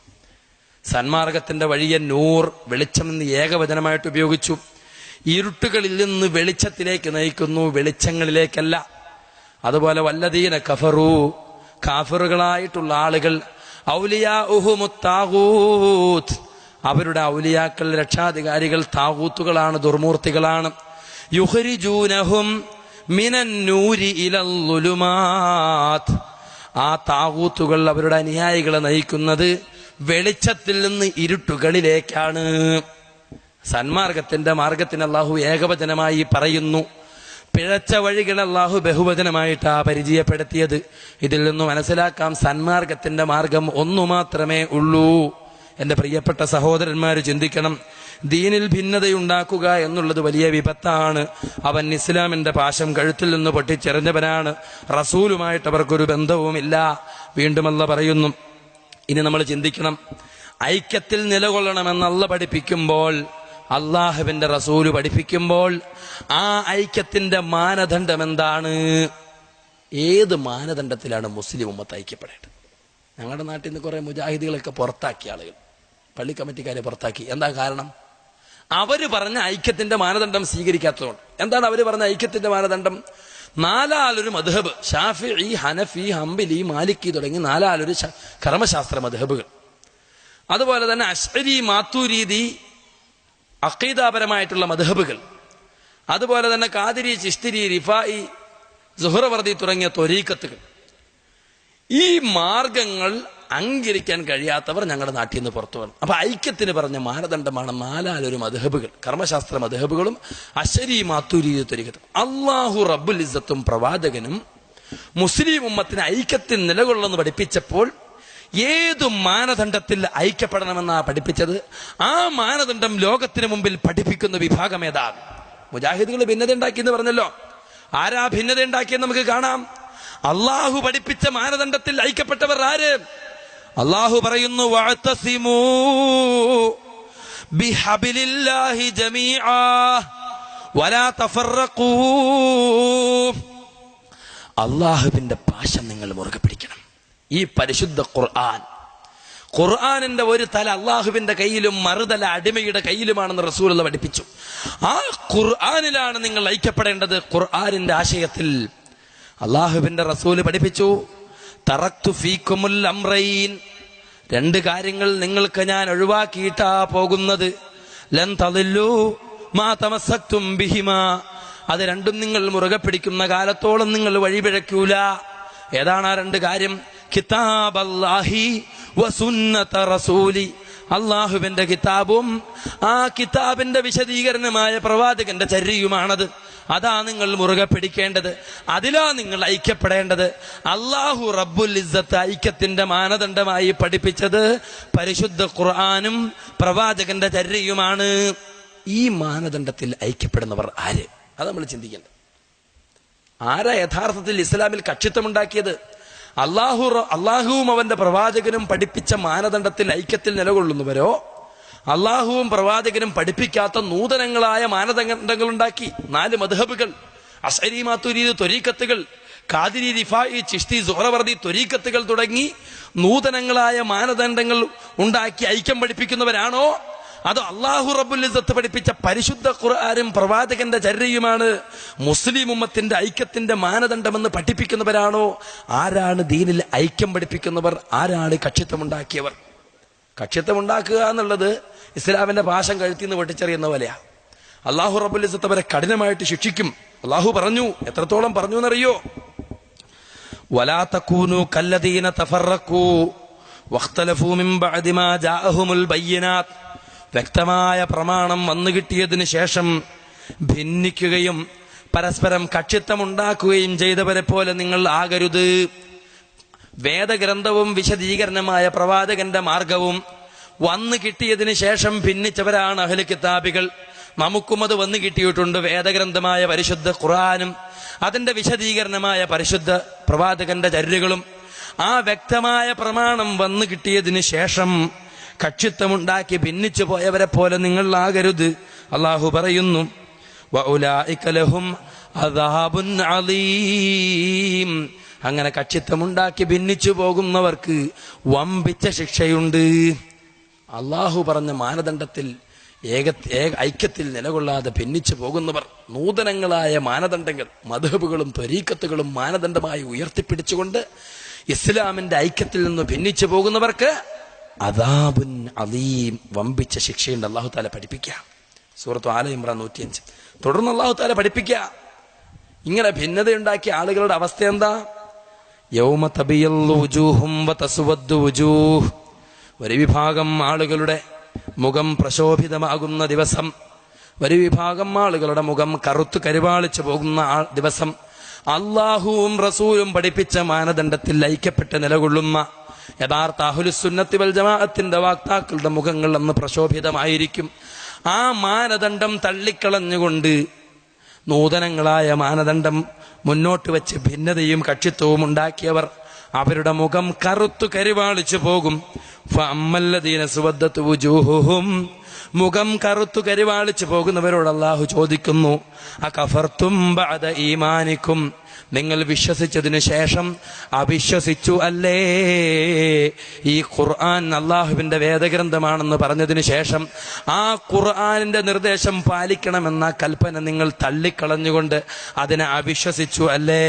ഫദൂഖുൽ അദാബ ബിമാ കുന്തും തക്ഫുറൂൻ, നിങ്ങൾ നിഷേധിച്ചതിന്റെ ഫലം നിങ്ങൾ അനുഭവിക്കൂ. കിതാബ് കൊണ്ട് വിശ്വസിക്കണമെന്നൊക്കെ പറയും, പക്ഷെ കിതാബിന്റെ നിർദ്ദേശങ്ങൾ തള്ളിക്കളഞ്ഞുകൊണ്ട് അതിനെ അവിശ്വസിക്കുന്നു. അവരോടല്ല പറയുകയാണ്, നിങ്ങൾ നിഷേധിച്ചതിന്റെ ഫലം നിങ്ങൾ അനുഭവിച്ചുകൊള്ളൂ. എന്നാൽ അള്ളാഹുവും റസൂലും പഠിപ്പിച്ച മാനദണ്ഡത്തിൽ ഐക്യപ്പെട്ട് നിലകൊള്ളുന്നവരോ അവർ ന്യൂനപക്ഷമായിരിക്കും. ബാക്കിയുള്ള 73 വിഭാഗം ആളുകളും ഭൂരിപക്ഷം ആളുകളും കക്ഷിത്വമുണ്ടാക്കിയവരായിരിക്കും. അള്ളാഹു പഠിപ്പിച്ച മാനദണ്ഡത്തിൽ നിന്ന് ഭിന്നിച്ചു പോയവരായിരിക്കും. ജനസംഖ്യാനുപാതികമൊന്നുമല്ല ഐക്യത്തിന്റെയും ഭിന്നതയുടെയും നില പരിശോധിക്കേണ്ടത്. ആള് കൂടുതലുള്ളവർ ഐക്യം, ആള് കുറഞ്ഞവർ ഭിന്നിച്ചു, അങ്ങനെയല്ല. 73 വിഭാഗം ആളുകൾ ഫിർഖത്തിന്റെ കക്ഷികളാ. ഒരൊറ്റ വിഭാഗം ന്യൂനപക്ഷം മാത്രമേ ഐക്യത്തിലുണ്ടാവുള്ളൂ. അള്ളാന്റെ റസൂൽ പഠിപ്പിച്ച കുറെ ആൾക്കാരുണ്ടെങ്കിൽ അവർ ഐക്യപ്പെട്ടു, കുറഞ്ഞ സംഘം ഭിന്നിച്ചു. ആള് കുറച്ചും കൂടുതലും നോക്കിയിട്ടല്ല ഐക്യമാരാണ് തീരുമാനിക്കേണ്ടത്. അള്ളാഹു റബ്ബുൽ ഇസ്സത്ത് പഠിപ്പിച്ച മാനദണ്ഡം സ്വീകരിക്കുന്നവർ ആരാണ്? അത് 3 ആളാണെങ്കിൽ അവരാണ് ഐക്യത്തിന്റെ ആളുകൾ. ബാക്കിയുള്ളവർ വേറെ ഏതെങ്കിലും മാനദണ്ഡം പഠിപ്പിച്ചവരാണെങ്കിൽ അവർ കോടാനുകോടിയുണ്ടെങ്കിലും അവർ ഭിന്നിച്ചു പോയവരാണ്. അള്ളാഹു പറഞ്ഞ മാനദണ്ഡത്തിൽ ഐക്യപ്പെട്ട് നിലകൊള്ളുന്നവർ അവരെ പറ്റി അള്ളാഹു പറയുന്നു, വഅമ്മല്ലദീന ബിയല്ലതു വജൂഹുഹും, അങ്ങനെ ഐക്യപ്പെട്ട് നിലകൊള്ളുന്നവർ അവരുടെ മുഖം വെളുത്ത് പ്രശോഭിക്കുന്നതാണെന്നേ ദിവസം. അവർ ഫഫീ റഹ്മത്തില്ലാഹി ഹും ഫീഹാ ഖാലിദൂൻ, അവർ അള്ളാഹുവിന്റെ അനുഗ്രഹത്തിൽ ശാശ്വതരായിരിക്കും. അപ്പൊ നമ്മൾ ഓർക്കണം, അള്ളാഹു റബ്ബുൽ ഇസ്സത്ത് ഭിന്നതയുടെ കക്ഷികൾക്ക് താക്കീത് നൽകുമ്പോൾ നമ്മുടെ നാട്ടിലുള്ള പണ്ഡിതന്മാർ സലഫികളെ ഇസ്ലാമിക ലോകത്ത് കക്ഷിത്വമുണ്ടാക്കി ഭിന്നതയുണ്ടാക്കി എന്ന് പഠിപ്പിക്കുമ്പോൾ നമ്മൾ ചിന്തിക്കണം, എന്താണ് ഈ പറയുന്നതിന്റെ അടിസ്ഥാനം? അള്ളാഹു ഐക്യപ്പെടണമെന്ന് പഠിപ്പിച്ചു.